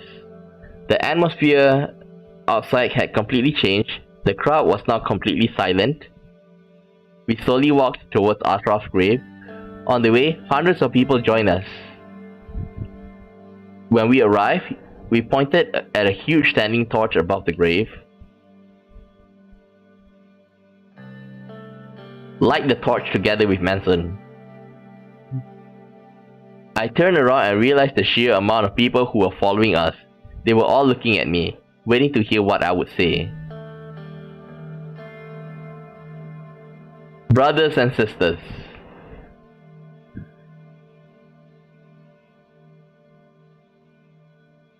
we're here to mourn those who tragically lost their life. Like, this is a bit hard.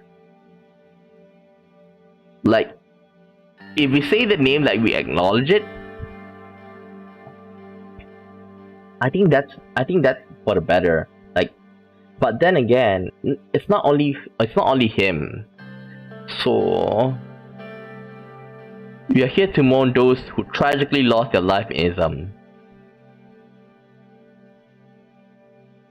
I'm not standing before you as a president. I'm standing here as one of you.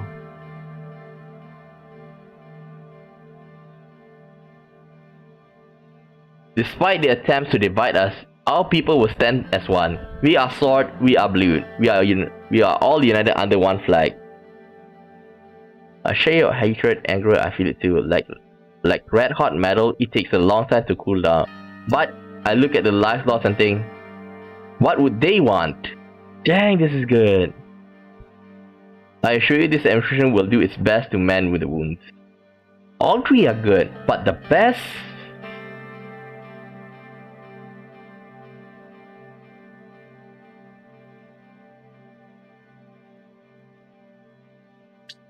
Oh boy. If I say what would they want, they were like, we want a free blue deer. Like, that's what I'm afraid. So I think like better go for one. We are all united under one flag. One old man from the crowd yelled, he's right! Let me tell you one thing. I dream of a Sordland, a truly united Sordland, a country where being a Blute or Sword doesn't matter.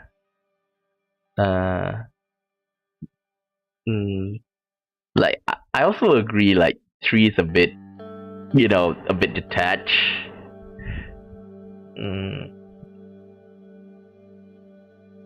This one is basically like Martin Luther King Jr.'s speech. We are all the same before God. Remember the word, love thy brother, love thy sister.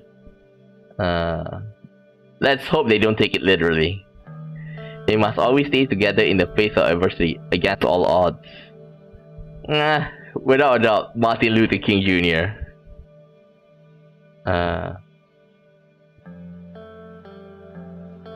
Let me tell you one thing, I dream of a Sordland, a truly united Sordland.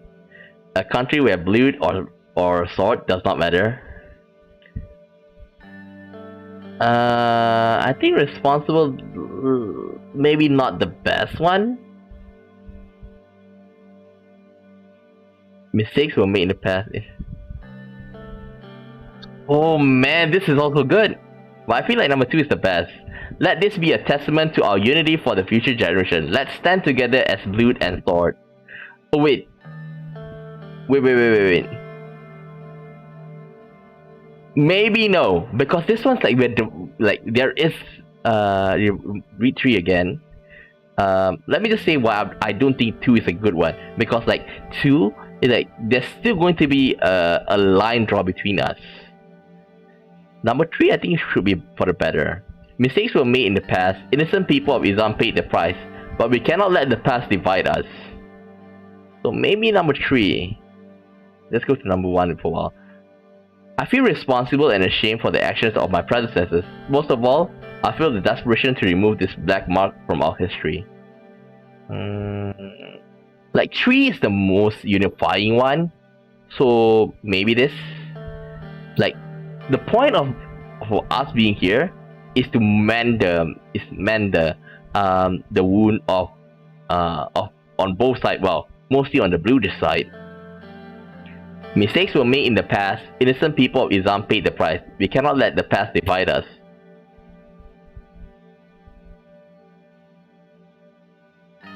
I need help from each and every one of you. Yeah, it takes responsibility, but maybe that's what they want.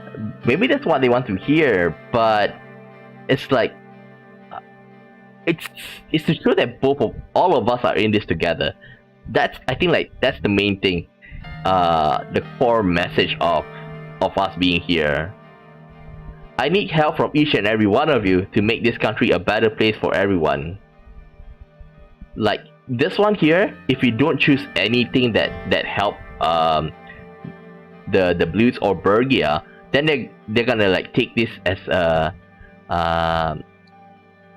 cynical. But we are establishing a commission of women's rights in Bergia, so this may not be that condescending, and it's the right choice.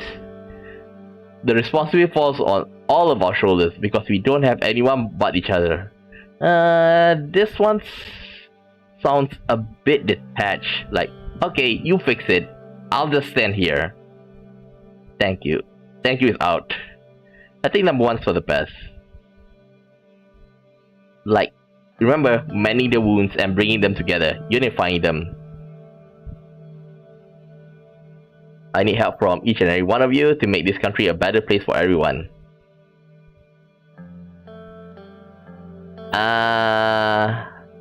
Morning will come. Vecton Sisda.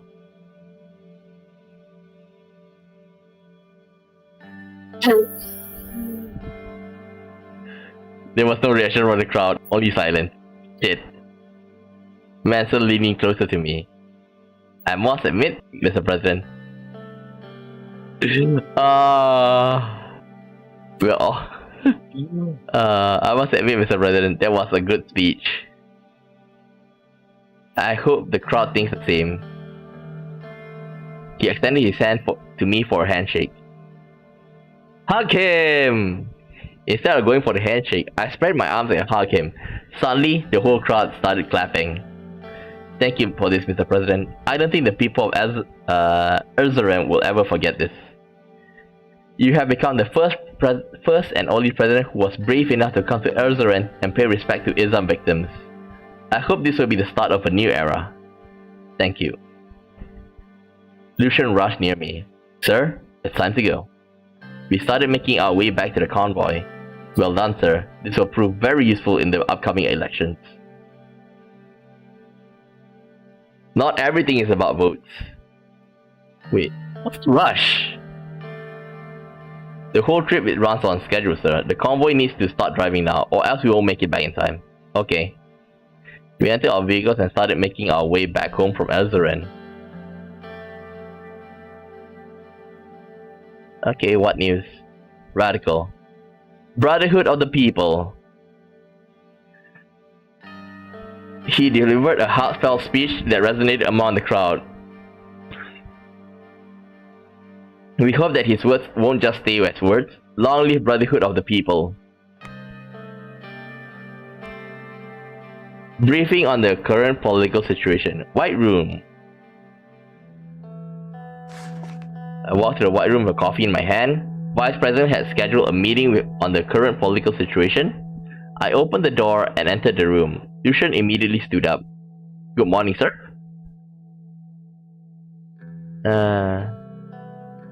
Good morning. I wanted to provide you with some quick updates on the current political situation.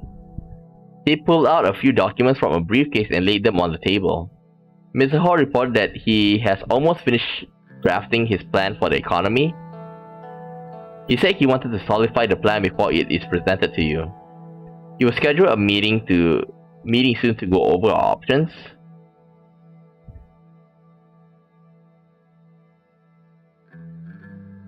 Simon can pull it off, I'm sure. He has never failed us before.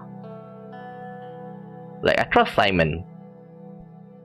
Mr. Hall is exceptionally skilled, and I'm sure he will deliver as well. He closed the folder and put away the documents. Moving on. Next, it's time to talk about our election prospects. Lucian took out a new set of documents. I caught a glimpse of colorful charts and graphs. I just received the result of a voter poll commissioned by Petr shortly before his departure. To put it in plain language, it's not promising. Bad even. The USB stands to lose up to 20% of the vote compared to 1953. Tell it to me straight, do we still have a chance? We still have a year to gain more votes, but I think we got to think more strategically. Fortunately, your new vice president also happens to be an excellent strategist. I get it, Lucian. I'm glad I picked you. Don't need to rub it in. As am I, sir. Lucian shuffles pages around. Looking at the demographics of the voters pool, our support among the conservatives has plummeted. We can no longer count on their vote at all. In this case, I should have chosen Gloria. Like, whatever that we lost in the conservative, we'll make it up tenfold. Damn, that thing rang in my mind right now. The liberal base appears divided. But you do have a considerable number of supporters there. For better or for worse, you certainly aren't popular with the nationalists. If you ever had any support from socialists, you completely lost it now. Huh? Why? Unsurprisingly, none of the Bluish poll respondents said they were planning to vote. Was that all for nothing just now? But maybe this is just like, it takes time because this is like the 1950s. Lastly, we can't expect votes from centrists and unaffiliated voters unless we do something to win them over. So what do you suggest? Very bleak. Smiled and bowed his head slightly. Thank you, Mr. President. This may sound like common sense, but a convincing enough campaign can succeed where policies fail. Even if you opted not to focus on your campaign at the moment, I still advise you seize every chance for exposure that you can. So, speak about I'll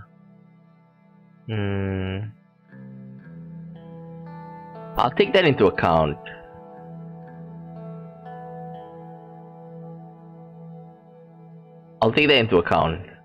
Good. On another note, there's a not insignificant portion of undecided voters who don't care who occupies Maroon Palace as long as the economy is running smoothly. Propping up the economy just ahead of the election is a surefire way to win them over. It's all on Simon then. Partly yes. Our country seems to be stable so far, but we should avoid further crisis if we want to come out this term strong. So no more budget. There are some worrying news. The Lauterberg group is up to something. My informants have been talking about frequent meetings happening between the oligarchs. There is one last thing you should know. He looked over the door and made sure it was closed. I have reason to suspect Leader's Graph will attempt to challenge you for USB leadership. How do you know? I've merely been keeping my ear to the ground, as always. At any rate, if my suspicions are true, you will need as many allies within the party as possible. Ah! I should have taken Gloria. I should have taken Gloria. Please keep this close to your chest. You know how much power Miss Graf wields in these halls. Any other advice? That was everything on my end. The two of us make a good team, don't we? Lucian smiled. I left the room to attend my next meeting. Dang. Government imposed mandatory vaccine policy. Uh-oh. The disease was spreading from Wackland to Bergen. It seems that those illegal immigrants from Wackland not only caused chaos in our society, but also brought with them deadly diseases. As such, it's more than clear that the solution to this problem is to completely quarantine the entirety of Bergia and increase our border control. Instead, President Rayne is forcing everyone to pay for something we don't currently need. Oops, the other one. President Decisive Action stopped polio in its track. Finally. Leave a statement to compliment President Rayne on his decisive actions, which led to the ongoing preventative measures.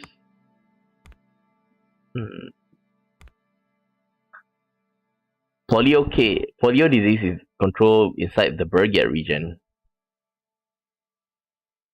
Okay, that's about just now. So I've read. Briefing on the increasing unrest among populace. Uh-oh. Julius entered my office and took a seat. She was frowning intensely. She didn't talk at first, just fixed me with a steady gaze. When she did spoke up, it was in strained tones. Mr. President, we have a problem. Go on. This just came in. Here, take a look. Take a look at the report. Took in the document from her hands and started reading. Was titled Protests in Major Cities. I looked up immediately after reading the title.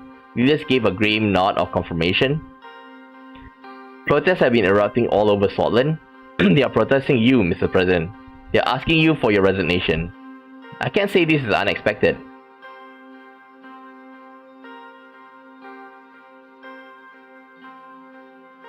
Change doesn't come easy. There's always a cost.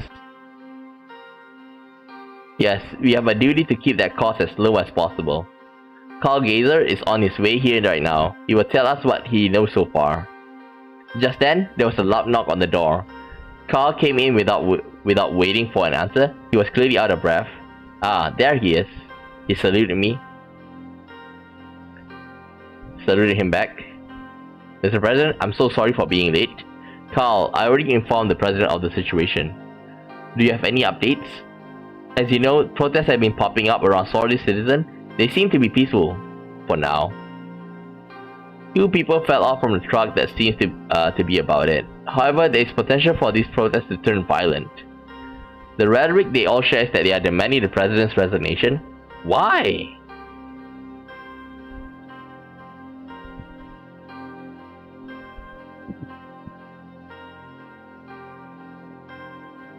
If my citizens are unhappy, then we should at least hear what they have to say. I'll refrain from giving them too much agency. What does the protester profile look like? We have investigated the various groups involved in the protest and compiled a list of complaints. I will go through it. He pulled a document from the folder he was carrying. I knew it. Majority of the protests are about state of the economy. Thanks to the media, we are under fire for showing support at the Ashraf anniversary.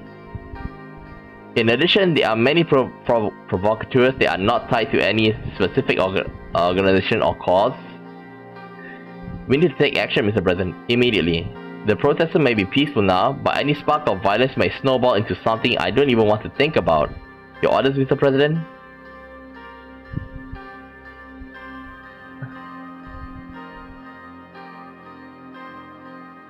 I won't risk a civil war. Do whatever it takes to stop the protest. Use force if necessary. If I do this, then like say, oh, he's not as, you know, he's not for freedom as he said he is. So it's gonna ruin our chance. But leaving them be, like they are peaceful, you said to yourself, I'll speak with them and listen to their demands. This is not bad. Catch the ringleaders and sabotage their plans. If this fail, like,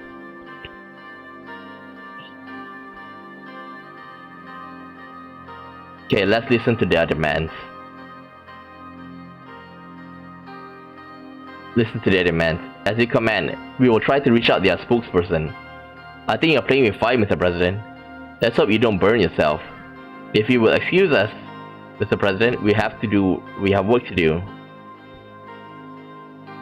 Good luck. I believe you need more luck than we do. Come on, Carl, we are leaving. We just hurried to the room. Carl bowed to me, Mr. President. He followed after her. Oh boy. Security Act. The lack of security due to the period of social upheavals calls for drastic measures proposed by the majority of GNA. Section 1 of the SA allows the use of force whenever deemed necessary. Section 2 orders that suspicion based on arrest and confiscation can occur without warrants. Section 3 allows security force to use authority beyond the legal limits they are permissible if it ensures maintaining state security and extension the general public.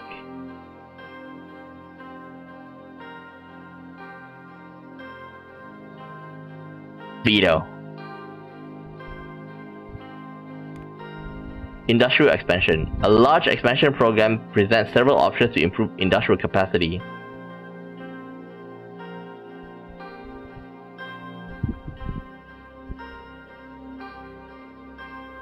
Oh God! Minister Hall and Manger have prepared a massive industrial expansion plan that could support several key industry in the country through state investment. Sordland could become much more competitive for a hub of new industry with this initiative. Oh boy. I think we go for agriculture. The reason why is our agricultural zone here. Lauren is looking quite good because it's still green.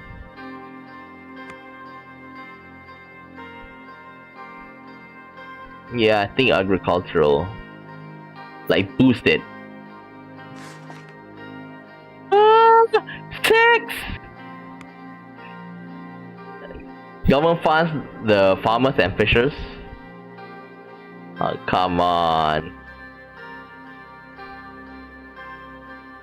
The fertility on these lands will increase.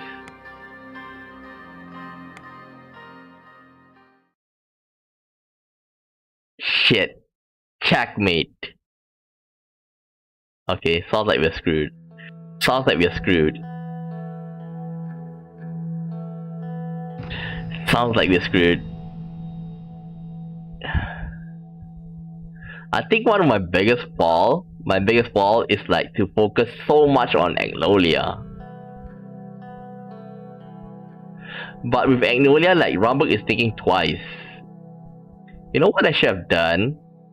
Is that I should have chose the railway, then like I'll improve this site here, and then later on maybe I go for agriculture because like the refugee from Bergia is, you know, the refugee from Bergia can work on the agricultural side. Oh my god, what do we have now? Hegel will take all the necessary steps. If I ever like decided to go for Sordland, okay, I got a feeling there's a chance that Rumburg and Agnolia might, you know, join hands and attack, but I wouldn't say that's out of the question. Like, but it's also quite unlikely because like Dome here, it is said to be a part of Magnolia before this. Like they expanded. Basically, Dome is Crimea, and Magnolia is Ukraine. Ah, boy. Women's Liberation Act.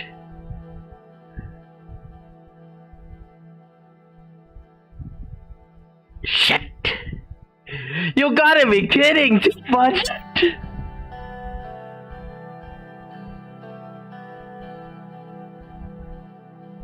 Superpowers. The superpowers, okay. Actually, we had a chance to like form a superpower with Acacia. Well, Lesbia is the representative of that. The thing is that they are very like, well, maybe not they, but the president of Lesbia is very. He's an alcoholic, okay, and basically think about President Reagan. You know, like damn those communists. Yeah, that's him. So he said that okay, we joined them, and later on, if we join Lesbia, then later, like it's not only like it's not only benefiting us, but also benefits them because like say that okay, if we get attacked by Romberg, Lesbia are gonna come and defend us, but here comes the but. If they started a war, we have to join them as well. So, like, it cancels it out. And I don't trust the judgment of Lesbia. Now, maybe I would have asked for Voxland. It may be a little bit one-sided, but I do hope like they'll come support us when Romberg attacks. And hope they don't involve us in their fight with Lesbia. Oh boy. The Assembly, in cooperation with the Commission of Status of Women, passes the following laws. Section 1 criminalizes domestic violence that occurs against women. Subsection 1 of Section 1 gives the protection to abused women. Section 2 enforces equal pay for women in the workplace and disallows companies from paying less or more for the same job position. Section 3 affirms that education system should provide equal treatment to both genders. Section 4 enacts paid maternity leave and state subsidized daycare centers. I told you I don't want this. I don't have money. Don't have money.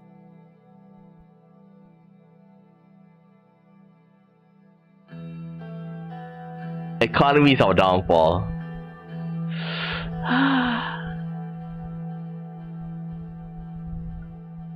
Well, in a sense, this is checkmate. This is checkmate. Sign, and our economy is gonna go down the drain. Veto, we're gonna lose some support. Checkmate. Yep, checkmate.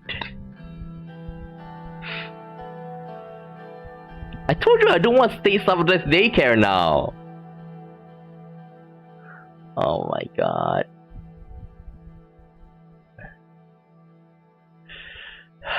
Checkmate. At least they can use me as a stepping stone. Oh. Sign.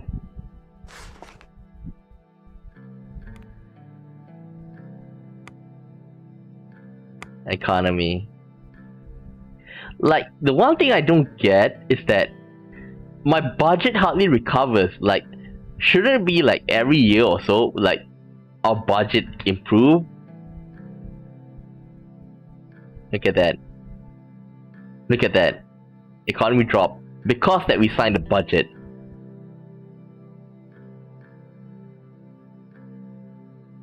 Like, negative budget, it affects our currency. All we've been doing is spending, but the thing is that we didn't earn. Oh my god! End of the day at home. I got a feeling we're gonna be ousted. And remember, oh yeah, it is checkmate. The workers are gonna revolt against me because like the economy is getting worse. It was raining and Sergey dropped me off at home after yet another grueling day of work. A guard held an umbrella over my head as I walked from my car to my front door. Inside, the house was completely dark. I flipped on the light in the kitchen to find a note from Monica. Kira had called her in for a last-minute women's rights meeting. She dropped Diana off at a friend's and left me with some food for reheating. I took the pot out of the fridge. It was filled with unidentified greyish-looking stew. Evidently, Monica's excellent cooking had been the first casualty of her political career. Reheat the stew. While it was heating up, I went to the living room to fix myself a drink. Suddenly, the phone rang. I went back to the kitchen and answered it. Frank's voice was on the other hand. Oh, I thought Mom would pick up.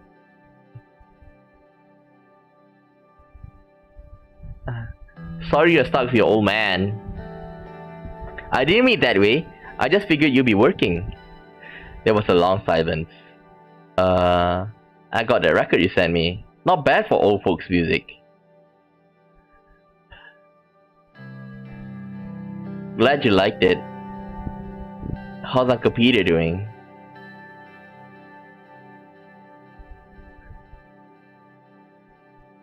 I haven't heard from him since the press conference. Okay. It's so messed up what he did.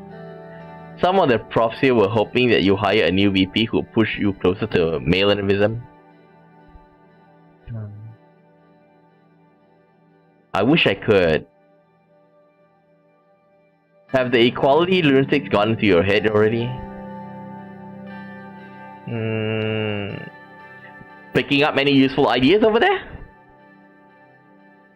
But, I mean, they're obviously doing something right. But I guess you don't feel the same way since you made that deal with Lesbia. That's just a trade deal!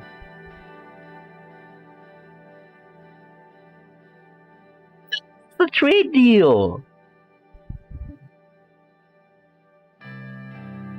That had nothing to do with my personal politics. It was simply the most convenient option. Well, it was the wrong move. Aligning with us is the only way forward. A trade deal! I denied the military pact. I think you're forgetting where you came from. My head's been stuffed with Swordfish propaganda since the day I was born. Right now, I feel like I'm thinking clearly for the first time.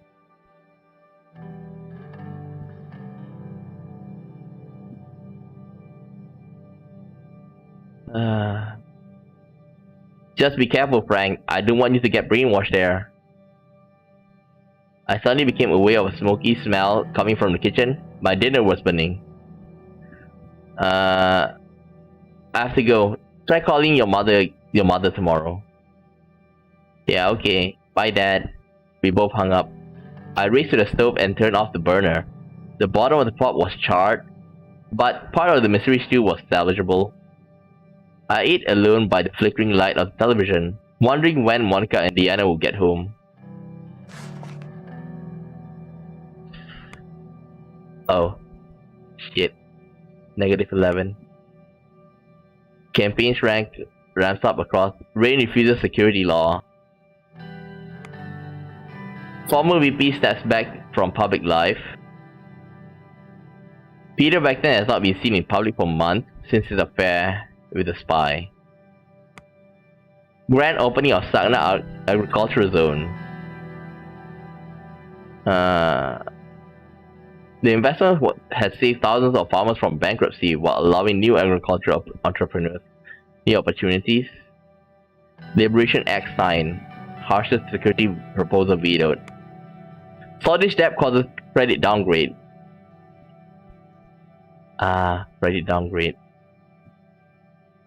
Swordfish Corporation bemoan Women's Liberation Act. Oh my god.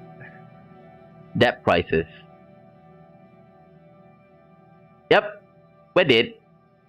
The country won't be able to pay its government debt in the near term without the assistance of a third party. Ah, boy. Agricultural zone opens. The opening is expected to increase the agricultural output of Sana by 40%. As per report, agricultural workers from nearby city are also migrating, creating an influx of jobs and investments.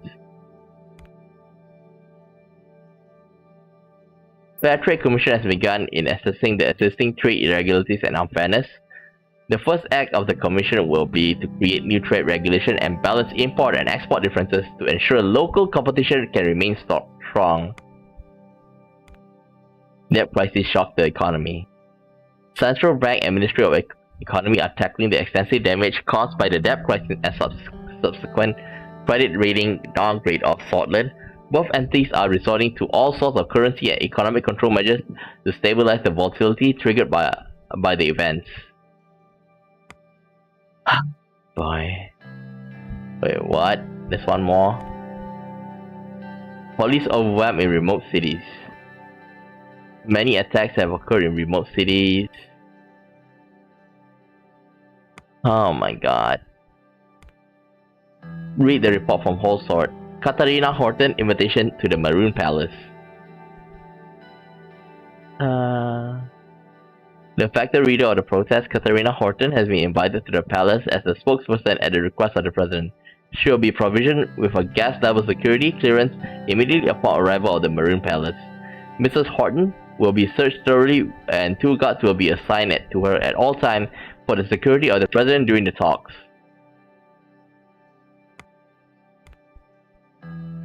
Human Dignity Bill.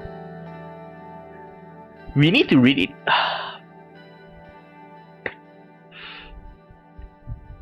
Why? What's the budget?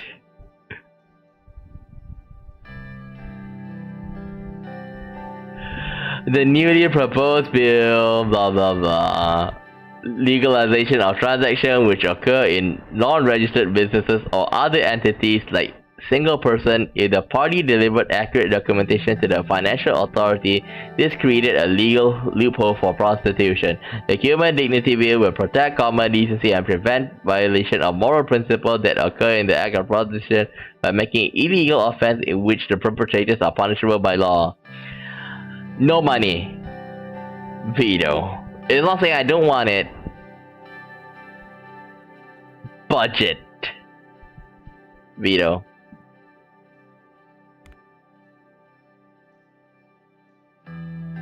Okay, this is the last one. Man, it's damn tiring.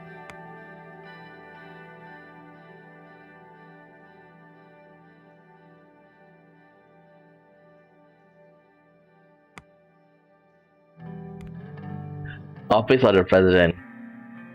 After this will end, okay? Stream. Inside my office, however, was very warm and cozy.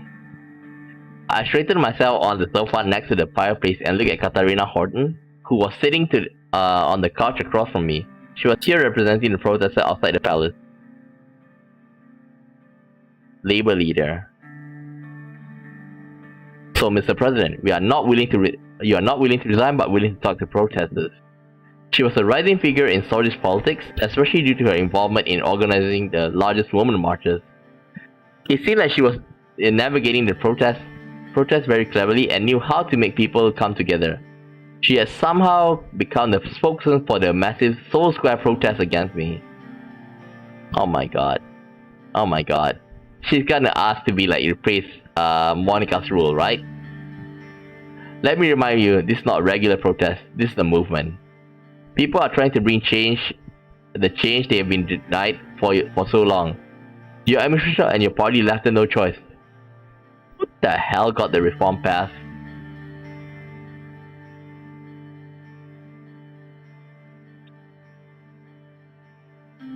I've done everything for my people.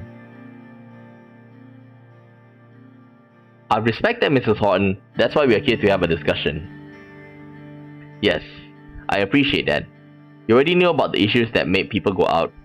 We don't believe we can fix them anymore, that's why they're asking for your resignation. He looked at me with a single arc eyebrow. But I don't think that's going to happen, nor is it helpful at this moment. Elections are getting close anyway. Instead, I want you to make amends. When peaceful protesters went out to Soul Square to voice out their opinion a few weeks ago, the police nearly beat them to death. I didn't. This is about policies anymore. This is about democracy and fundamental right to be free, to be safe. The police state soul created still lives on. Every president who takes the seat feels obliged to use that force. It needs to stop. I didn't approve any new, like the law that allows to use, force.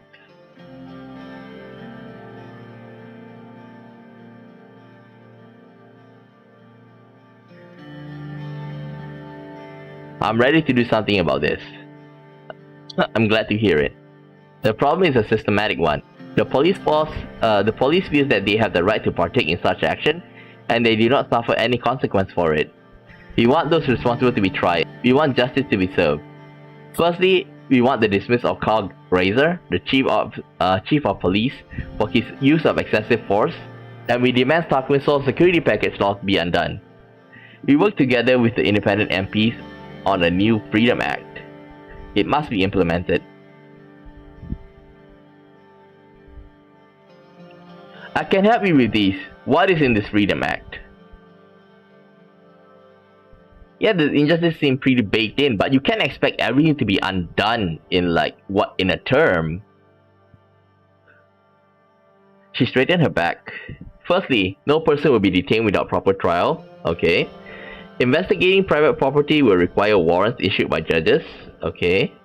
The loophole that gives police the right to use excessive force will be removed. Yeah, I didn't sign it to law. And the police right to stop and frisk anyone will be taken away. Yeah, I did stop that.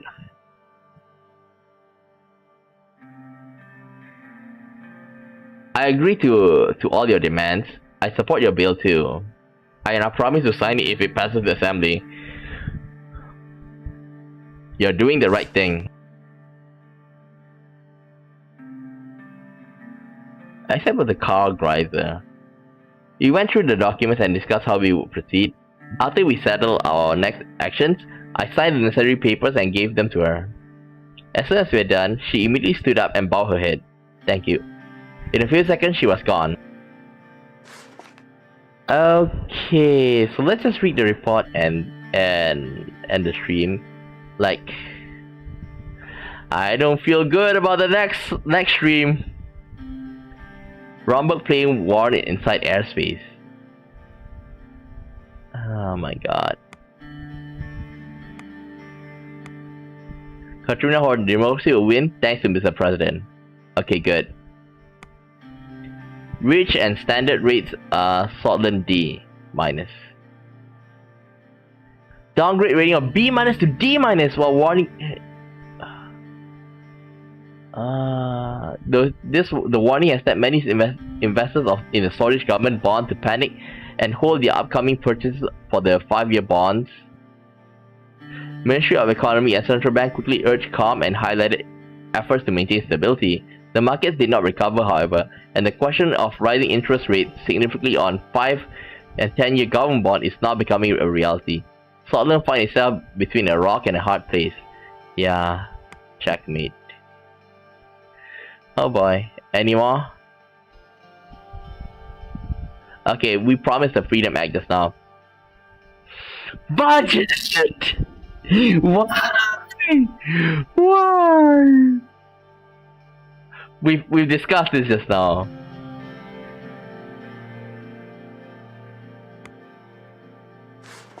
Hey!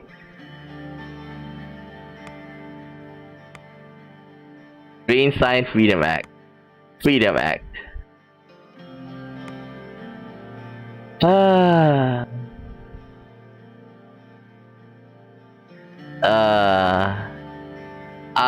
I didn't play the my first round on stream. It's like I played it before I started streaming, so I lost the last time because of inter-party disputes, and I did manage to the economy. If I'm not mistaken, I did the railway, so it improved the economy way better. Now that I think about it, I really screwed up trying to build relationship with Agnolia. Maybe it's supposed to end after the first term, because it says that if I'm not mistaken, I did so many good reforms on my first run that I did so many good reforms on my first run that even if I feel like the country is still progressing to the right path, but now I think I screwed up with the budget so much, I can't do much with it. Like, if I remember roughly that my first run, the economy was, I won't say at the best shape, but it's not the worst. Okay. Order. Freedom Act. Sana Agriculture Zone. Like, the biggest thing here is that I didn't have like passive income for my budget. Like, all it's been doing is like going on the negative. I know I spend a lot, but they didn't pay off.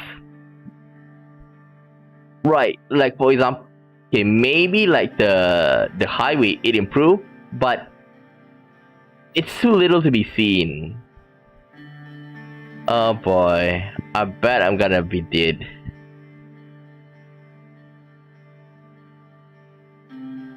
Yeah. Okay, let's.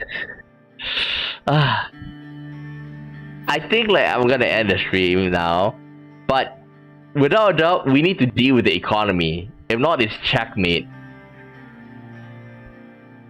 That creative next. Early on, we did find out that that there's somebody that wanted asylum from Romberg, and we granted it. And it says that Romberg is developing nuclear weapons. So not only the superpower Bogslands, basically from United Contana, and Lesbia from the Acacia, like we are surrounded by nuclear weapons on like a triangle here. So like here, Romberg, here, we are caught in a triangle of nukes. So I can imagine, like, okay, if I'm with Lesbia, then later we, like he's gonna like shoot, they're gonna shoot nukes and pass it back, and Romberg is gonna reply with their nukes. So really a scary time here. One thing that I should have done is that I should have reduced the military budget instead of maintaining it early on in the game as well.